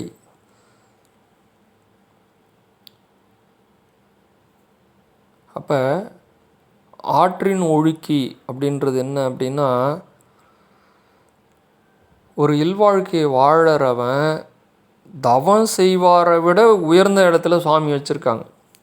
ஆறுன்றது என்னென்னா வீடு. ஆற்றின் ஒழுக்கி, ஆற்றுக்கு போயிட்டீங்களான்னு கேட்குறாங்க இல்லையா, அந்த ஆற்றின் ஒழுக்கின்றது ஒரு வீட்டில் இருக்கிறவன் அறநிழுக்கா இல்வாழ்க்கை, அரண் இல்லாத, அரண் கெடாமல், அரண் வழுவாமல் வாழக்கூடிய வாழ்க்கை தவம் செய்வாரை விட உயர்ந்தது. ஒருத்தவங்க போய் காட்டில் போய் தவம் செய்கிறாங்க. அங்கே புலி, சிங்கம் வரலாம், கரடி வரலாம், நல்ல பாம்பு மேலே ஏறி போகலாம், காற்று வரலாம், மழை வரலாம், புயல் வரலாம், எது வேணாலும் வரலாம். ஒரு காட்டுலேயோ ஒரு குகையிலையோ தவம் பண்ணும்போது அங்கே அவ்வளோ துன்பம் இருந்து அவங்க தன்னைத்தானே உணர்ந்து நாட்டுக்காகவும் சித்தர்களும் எல்லாரும் தவம் பண்ணுறாங்க. அது ஒரு யோக வாழ்க்கை. பசி பட்டினியம் இருந்து மேலே புற்று வைத்து அந்த மாதிரி ஒரு இன்பையும் தவம் பண்ணிட்டு தான் இருக்காங்க, மலைகள்லேயும் காடுகள்லேயும். நம்ம போய் பார்க்குறதுக்கும் ஆள் இல்லை, கூட்டு போக ஆள் இல்லை. அப்போ அந்த மாதிரி தவம், கடுமையான மழை, கடுமையான புயல், கடுமையான வெப்பம், ஏதோ பழங்களை சாப்பிட்டுட்டு இல்லை ஒரு இலைச்செடிகளை சாப்பிட்டுட்டு ஏதோ அருவி பக்கத்தில் தண்ணியை குடிச்சிட்டு ஏதோ ஒரு அந்த கடுமையான தவம், ஏதோ ஒரு மந்திர ஜபமும், அந்த தவ யோகிகள், சித்த புருஷர்கள், காற்று மழை வெள்ளம் எது அடித்தாலும் சரி அப்படி ஒரு தவ வாழ்க்கையை மேற்கொள்கிறாங்க. அந்த வாழ்க்கை மேற்கொள்கிறவங்களுடைய அதை விட உன்னதமானது உத்தமமானது எதுன்னு கேட்டால், இல்லறத்தில் ஒருத்தன் அறத்தை தர்மமாக கடைபிடித்து வாழ்ந்து கரை சேர்ந்துருவான். அப்படி வாழற வாழ்க்கை தவ வாழ்க்கையை தான், அதுதான் தவ வாழ்க்கை. அதை விட இங்கே வேறு எதுவும் கிடையாது. என்ன சொல்கிறாங்க, பெருசாலாம் ஒன்றும் சொல்லலை. அன்பு செலுத்து, வரவங்களை விருந்தோம்பல் பண்ணு, இல்லைன்றவங்களுக்கு கேட்காம கொடு, கையூட்டு வாங்காமல் லஞ்சம் வாங்காமல் வேலை பாரு, கொடுக்குற பணத்துக்கு சம்பளத்துக்கு வேலை பாரு, பெரிய அதிகாரிகளுக்கு மதிப்பு மரியாதை கொடு, யாரையும் பழி வாங்காத, பொறாமப்படாத. கடந்த சில தினங்களாக பார்த்து வந்த திருக்குறளினுடைய சாராம்சத்தைப்படி வாழ்ந்தாலே அதுவே மிகப்பெரிய தவ வாழ்க்கை. நாடும் வீடும் அதுதான் சிறப்பு பெறும். உலகமே நம்மளை திரும்பி பார்த்துக்கிட்டு இருக்கு, இனிமேலும் பார்க்கும். எதையும் யாரையும் சனாதன தர்மத்தையோ பாரத தேசத்தினுடைய பூமியினுடைய இந்த புண்ணிய பூமியினுடைய சித்தர்களால் அமைக்கப்பட்ட கட்டமைப்பையோ இல்லை இந்த பண்பாடு கலாச்சாரம் யாரையும் எதுவும் செய்ய முடியாது. ஏதோ கொஞ்சம் நேரத்துக்கு சும்மா கொஞ்சம் ஏதோ சொல்லுவாங்களே, சும்மா லைட்டாக ஒரு காற்று மாதிரி ஏதாவது ஒன்று பண்ணிட்டு போகலாம். இது யுகம் யுகமாக இருக்கிறது. அது கலிகாலமாக இருந்தாலும் சரி, எந்த யுகமாக இருந்தால் என்ன, எல்லா யுகத்துலேயும் சுவாமி இருக்க தான் செய்கிறாங்க. அதனால் அந்த மாதிரி கடுமையான தவம் செய்கிற பாதிப்புக்கு எல்லாத்தையும் பொருட்படுத்தாமல் ஈஸ்வரனே கதி, பெருமாளே கதி, பிரம்மாவே கதி அப்படின்னு சொல்லி தவம் அம்பாலே கதி, முருகனே கதின்னு எத்தனையோ சித்தர்களும் ஞானிகளும் தவம் பண்ணிகிட்டு இருக்க யோக வாழ்க்கை, தவ வாழ்க்கையை விட உன்னதமானது இல்லறத்தில் தர்மத்தை கடைபிடித்து வாழற வாழ்க்கை. ஆற்றின் ஒழுக்கி வழுவாமல் இழுக்கா இல்வாழ்க்கை, இழிநிலை வராமல் பாவங்களுக்கு அஞ்சி நோற்பானுடைய நோன்பு வாழ்க்கை. இதுதான் அவங்க தவ வாழ்க்கையை உடைச்சிருன்றாங்க. அப்போ எவ்வளோ பெரிய விஷயம் நம்ம வாழ்ந்துட்டுருக்கோன்றதை நம்ம உணரணும். அதான் அரணெனப்பட்டது இல்வாழ்க்கை அஃதும் பிறன் பழிப்பதில்லாயின் நன்று. அடுத்த திருக்குறள் இது. இந்த குறளில் பரிமேலழகர் என்ன உணர்த்துறாங்க அப்படின்னா, அரண் எனப்பட்டது இல்வாழ்க்கையே. அறம்ன்றது வேறு ஒன்றும் இல்லை, இல்வாழ்க்கை தான். இன்றைக்கி ஒருவனுக்கு ஒருத்தின்றது திருமண அமைப்பெல்லாம் பண்ணி தாய் தந்தையர், புகுந்த வீடு, பிறந்த வீடு, கோயிலுக்கு போகிறது, நம்ம இந்த அமைப்பு இருக்கு இல்லையா, நம்ம தமிழகத்துலேயும் நம்ம இந்திய பாரத தேசத்துலேயும் இருக்கிற இந்த அமைப்பு இல்வாழ்க்கை. நான் சொல்கிறது ஒழுக்கமான உன்னதமான வாழ்க்கை. கொஞ்சம் பிறண்டு வேணும்னா கொஞ்சம் ஏதோ கொஞ்சம் பேர் இருக்கலாம், சில பேர். அது ப்ரொஜெக்ட் பண்ணி ஐயோ நாடு ரொம்ப இதாக போச்சு, களி முத்திடுச்சு அப்படின்லாம் நம்ம புலம்ப வேண்டிய அவசியம் இல்லை. இன்றைக்கும் கிராமத்துலேயும் சரி வெளிப்படுத்திக்காமல் எவ்வளோ நல்லவங்களும் அறத்தில் வாழறாங்க. வாழ்ந்துட்டு கண்ணுக்கு தெரியாமல் மறைஞ்சு போகிறாங்க. தன்னை பிரபலப்படுத்தி விளம்பரப்படுத்துகிறதோ தன்னை ப்ரொஜெக்ட் பண்ணிக்கிறது கிடையாது. அப்படி வாழற வாழ்க்கையினால தான் இன்றைக்கி ஓரளவுக்காவது நம்ம உயிரோடு இருக்கோம் கொரோனாவுக்கு அப்புறம். அதெல்லாம் நம்ம நினச்சி பார்க்கணும். அப்போ அரண் எனப்பட்டது இல்வாழ்க்கை. அரண்னா என்னப்பா அப்படின்னா இல்வாழ்க்கை தான் அப்படின்றாங்க. நம்ம வாழற இப்போ இல்வாழ்க்கை. இருவகை அறத்தினும் நூல்களான் அரணென்று சிறப்பித்து சொல்லப்பட்டது இல்வாழ்க்கை. எல்லா அறநூல்கள்லேயும் ஞான நூல்கள் இல்வாழ்க்கையை தான் சிறப்பித்து சொல்கிறாங்க. அஃதும் பிறன் பழிப்பது இல்லாயின் நன்று. அதில் என்ன ஒரு விசேஷம்னா, நீ இல்வாழ்க்கையை வாழ வேண்டான்னு சொல்லலை. ஆனால் பிறன் பழிப்பது இல்லாயின் நன்று. பிறர் நம்மளை பழி போட்டு பேசிடக்கூடாது. நாக்கில் பல்லு போட்டு பேசுறதுன்னு சொல்லுவாங்க இல்லையா, பல்லு மேலே நாக்கு போட்டு பேசுறதோ நாக்கு மேலே பல்லு போட்டு அதாவது தூற்றி ஒரு என்ன சொல்கிறது, பழி சொல் வராத ஒரு வாழ்க்கை. நம்ம மேலே பழி போட்டுறக்கூடாது. அப்போ அந்த பழிப்பது இல்லாயின் நன்று. இல்வாழ்க்கை வாழணும் தான்ப்பா, ஆனால் பழி சொல் இல்லாமல் வாழற வாழ்க்கை அதுதான் இல்வாழ்க்கை. ஏனை துறவரமோ எனின் அதுவும் பிறனார் பழிக்கப்படுவதில்லாய் நன்று. துறவரமாக இருந்தாலும் இல்லறமாக இருந்தாலும் பழி வரக்கூடாது. அப்போ இல்லறமாக இருந்தாலும் பழி வராத அளவுக்கு நம்ம வாழ்க்கை நடத்துறது தான் இல்வாழ்க்கை. அதுதான் அறம் சொல்கிறாங்க. துறவரமாக இருந்தாலும் பழிக்க தான் செய்வாங்க. இவன் சாமியாராக போயிட்டான், குடும்பத்தை வச்சு பார்த்துக்க முடியல, அப்பா அம்மா விட்டுட்டு போயிட்டான், பொண்டாட்டி பிள்ளை விட்டுட்டு போயிட்டான், அப்படி தூற்றுவார்கள். அவன் சிவனே கதின்னு கூட போவான். ஆனால் இல்லறத்தை முடிச்சுட்டு இல்லற கடமைக்கு அப்புறம் தான் துறவரம். அந்த துறவரத்தினும் அதை விட மேலானது இல்லற இல்லறத்தில் வாழக்கூடிய ஒரு பழி பாவங்களுக்கு அஞ்சி பழி இல்லாத ஒரு வாழ்க்கையை வாழறான அவன்தான் மிகப்பெரிய உன்னதமான நிலை அடைவான். அவன்தான் இறைவன், அவன்தான் ஞானம், அத்தனையும் அதுதான். அப்போ துறவரமாக இருந்தாலும் பிறர் பழிக்க தான் செய்வாங்க. அது சில பேருக்கு தான் உணர்த்தப்படுவாங்க. பரவாயில்ல, இவர் இறைவனை நோக்கி போயிட்டுருக்காருன்னு ஒரு சில பேர் தான் உணர முடியும், எல்லாராலையும் உணர முடியாது. அப்போ கூடா ஒழுக்கம் இருக்கக்கூடாதுன்றாங்க. ஐம்பொறிகளையும் அடக்கி ஆளணுன்றாங்க. எல்லாத்துக்கும் பொறுத்து எதை ஒதுக்கணுமோ அதை ஒதுக்கணும். இல்வாழ்க்கையில் அறத்தை பேணி பாதுகாக்கணும். இந்த நிலை தான் ஒரு தனி மனித ஒழுக்கத்திற்கும் ஒரு இல்லற வாழ்க்கைக்கும் அறமாக சொல்லி சுவாமியை உணர்த்துறாங்க.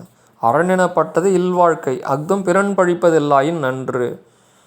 அரண்னா என்னென்னா இல்வாழ்க்கை தான்ப்பா, ஆனால் என்னென்னா பிறன் பழிக்கக்கூடாதுன்னு சொல்லி சுவாமி உணர்த்துறாங்க. அதுதான் நன்றுன்றாங்க. அடுத்தது வையத்துள் வாழ்வாங்கு வாழ்பவன் வானுரையும் தெய்வத்துள் வைக்கப்படும். அப்போ இது உச்சகட்ட ஞானத்துக்கு உண்டான அறம் சார்ந்த மிகப்பெரிய ஒரு உன்னதமான குறள் செய்யுள். சும்மாலாம் எழுதிட்டு போல. வள்ளுவன் அவை பாட்டி சொன்ன மாதிரி அணுவை தொலைத்தேழுக்கு கடலை பூத்தி. ஒரு அணு இருக்குன்னா அதில் ஒரே ஒரு அணு தான். ஒரு குண்டூசி முனையோட 1000 million parts per million parts per trillion PPT. அந்த அணுவுக்குள்ளே 7 கடலை புகுத்தி குறுக தரித்த குரல்னா 2 திருக்குறள் 7 வேர்டு தான். அதை இன்றைக்கி இல்லை, நம்ம பேசிக்கிட்டே இருக்கலாம். எவ்வளோ நேரம் வேணாலும் பேசினா அதனுடைய சாராம்சத்தை சொல்லிக்கிட்டே போகலாம். உள்ள பொருள் வந்துக்கிட்டே இருக்கும் தோண்ட. அப்போ இந்த மாதிரி அறம் சார்ந்த வாழ்க்கையை ஒருத்தன் வாழறான், வாழ்ந்துட்டு இருந்தாங்க, வாழ்ந்துக்கிட்டு இருக்கிறோம், வாழ போகிறோம். அந்த வாழ்வாங்கு வையத்துள் வாழ்பவன் அவன் எப்பயுமே வாழ்ந்துக்கிட்டு இருப்பானா வையத்துள். யாராவது திருவள்ளுவரையும் வாசுகியையும் பேசாமல் அவங்கள நினைக்காம இந்த உலகத்தில் வாழ முடியுமா?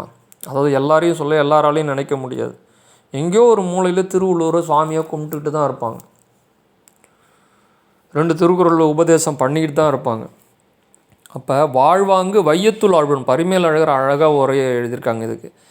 வாழ்வாங்கு வையத்துள் வாழ்பவன் அப்படின்னா இந்த வையகத்தில் இந்த உலகத்தில் அவன் வாழ்வாங்கு உயர்ந்த வாழ்க்கையை வாழக்கூடியவன், வாழ்வாங்கு வாழ்பவன் அவன்.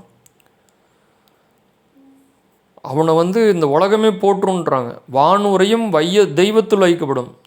அப்போ வான் சிறப்பு சொன்னாங்களே, வான்றது ஆகாயம். இந்த ஆகாயத்தில் அவனை தெய்வமாக பார்ப்பாங்க, அவன் தெய்வத்துக்கு ஒப்பானவன் அப்படின்னு சொல்லி தெய்வப்புலவரான திருவள்ளுவர் சித்தர் இயற்றிய இந்த திருக்குறளை இந்த இல்வாழ்க்கைன்ற அதிகாரமும் பரிமேலழகர் வரைந்த உரையும் முற்று பெறுகின்றது. அப்போ நம்ம இல்வாழ்க்கை இன்றைக்கி குடும்பன்ற அமைப்பு ஓரளவுக்கு கட்டுக்குள்ளே இருந்து வென்று கொண்டு வருகின்றோம். இறை வழிபாடையும் தர்மத்தையும் சிந்தனையும் கொஞ்சம் அங்கங்கே சில இருக்க தான் செய்யும். ஒரு சில நெறி மாறி இது எல்லாரையும் சொல்லலை, அந்த இதுலேருந்து மாறி ஒழுக்கமான ஒரு வாழ்க்கையை வாழறதுக்கு இந்த மாதிரி ஞான நூல்களையும் இந்த மாதிரி உள்ள அகஸ்திய பெருமான் சித்தர்கள் வழி ஆன்மீகம் சார்ந்த பண்பாடு கலாச்சாரம் திருக்குறள் இந்த நூல்களை கற்று முற்றுணர்ந்து அதை பற்றி உள்ள ஒரு நம்பிக்கையுடன் சேர்ந்து அறம் சார்ந்த வாழ்க்கையில் பயணித்தோமானால் கண்டிப்பாக நம்ம ஒரு வாழ்க்கை பயனுள்ளதான ஒரு உன்னத வாழ்க்கையாக இருக்கும். நம்மளை மூக்கு மேலே விரலை வச்சு பார்ப்பாங்க, அப்பா எங்கேயோ இருக்கார் அப்படின்னு சொல்லிட்டு. ஏன்னா தெய்வத்தில் வைப்பாங்க, வானில் உள்ள வையத்துள் வாழ்வாங்கு வாழ்பவன், இவன் தான் உலகத்தில் உண்மையிலே வாழறோம் நிம்மதியான வாழ்க்கை. இதுதான் ஒரு பக்கம் கையூட்டு லஞ்சம் இதெல்லாம் வாங்கிட்டு ஊழலும் வாங்கிட்டு அதை ஒரு பக்கம் ஆஸ்பத்திரிக்கு வியாதி மூலயமா கொடுத்துக்கிட்டு அது ஏன் வியாதி வந்ததுன்னு எனக்கும் தெரியாமல் ஒரு பக்கம் கடனையும் கொடுத்துட்டு என்ன பண்ணுறோம் ஏது பண்ணுறோன்னு உழன்று 10/1 கோடி பேர் மாண்டு போனவர் மாதிரி மாண்டு கடைசியில் போகும்போது என்ன பாவம் பண்ணணும்னு தெரியாது, என்ன புண்ணியம் பண்ணணும்னு தெரியாது, பாவ புண்ணியம் இருக்குன்னு தெரியாது. அது மாதிரி மாண்டு போனவங்க எவ்வளோ பேர். அட்லீஸ்ட் இந்த திருக்குறள் நமக்கு கிடச்சி இந்த வார்த்தை காதில் விழும்போது இது கேட்குறவங்க ஒரு 50 பேர் கேட்குறாங்கன்னா ஒரு 5 பேர் முறையாக ஃபாலோ பண்ணி அறம் சார்ந்த வாழ்க்கை இது க்ஷணத்திலிருந்து வாழணும், இதுதான் அறமா அப்படின்னு நம்ம பின்பற்றணும் அப்படின்னா அவங்க கண்டிப்பாக நம்மளை கையெடுத்து கும்பிடுவாங்க. சுவாமி நம்ம வீட்டுக்குள்ளே இருக்குன்னு அர்த்தம், சித்தர்கள் நம்ம வீட்டுக்குள்ளே வந்து போகிறாங்கன்னு அர்த்தம். இதுதான் தெய்வீகமான வாழ்க்கை, உன்னதமான வாழ்க்கைன்னு சொல்லி இந்த உரையத்தோடு முடிச்சுக்கிறோம். அருணாச்சலம் பொதிகாச்சலம் தட்சிணாமூர்த்தி. அனைவருக்கும் நன்றி, வணக்கம். ஓம் அகத்தீசாய நமக, ஓம் அகத்தீசாய நமக, ஓம் அகத்தீசாய நமக. கண்களில் ஒளியாகி கருத்தினில் பொருளாகி எண்ணமதில் நினைவாகி இதயமதில் அன்பாகி என் உடலுக்கு துணையாகி என் உள்ளத்தில் நிறைவாகி என் செயலையாவும் உன்னதாகி என்னை நடத்தும் வழியாகி என்னுள்ளே நீயாகி உன்னாலே நானாகி என்னை ஆளுகின்ற தேவனாகி என் குருநாதனின் தாளே போற்றி, என் குருநாதனின் தாளே போற்றி. மானாட மழுவாட மதியாட புனலாட மங்கை சிவகாமியாட மாலாட நூலாட மறையாட திரையாட மறைதந்த பிரம்மனாட கோணாட வானுலகு கூட்டமெல்லாமாட குஞ்சர முகத்தனாட குண்டலமிரண்டாட தண்டை புலியுடையாட குழந்தை முருகேசனாட ஞான சம்பந்தரோடு இந்திராதி 18 முனியட்ட பாலகருமாட நரைதும்பைருகாட நந்தி வாகனமாட நாட்டிய பெண்களாட வினையோட உனைப்பாட எனை நாடி இது வேலை விருதோடு ஆடியுருவாய் ஈசனே சிவகாமி நேசனே என இன்ற தில்லைவாழ் நடராஜனே. திருச்சிற்றம்பலம் திருச்சிற்றம்பலம் தில்லையம்பலம். ஹரி ஓம்.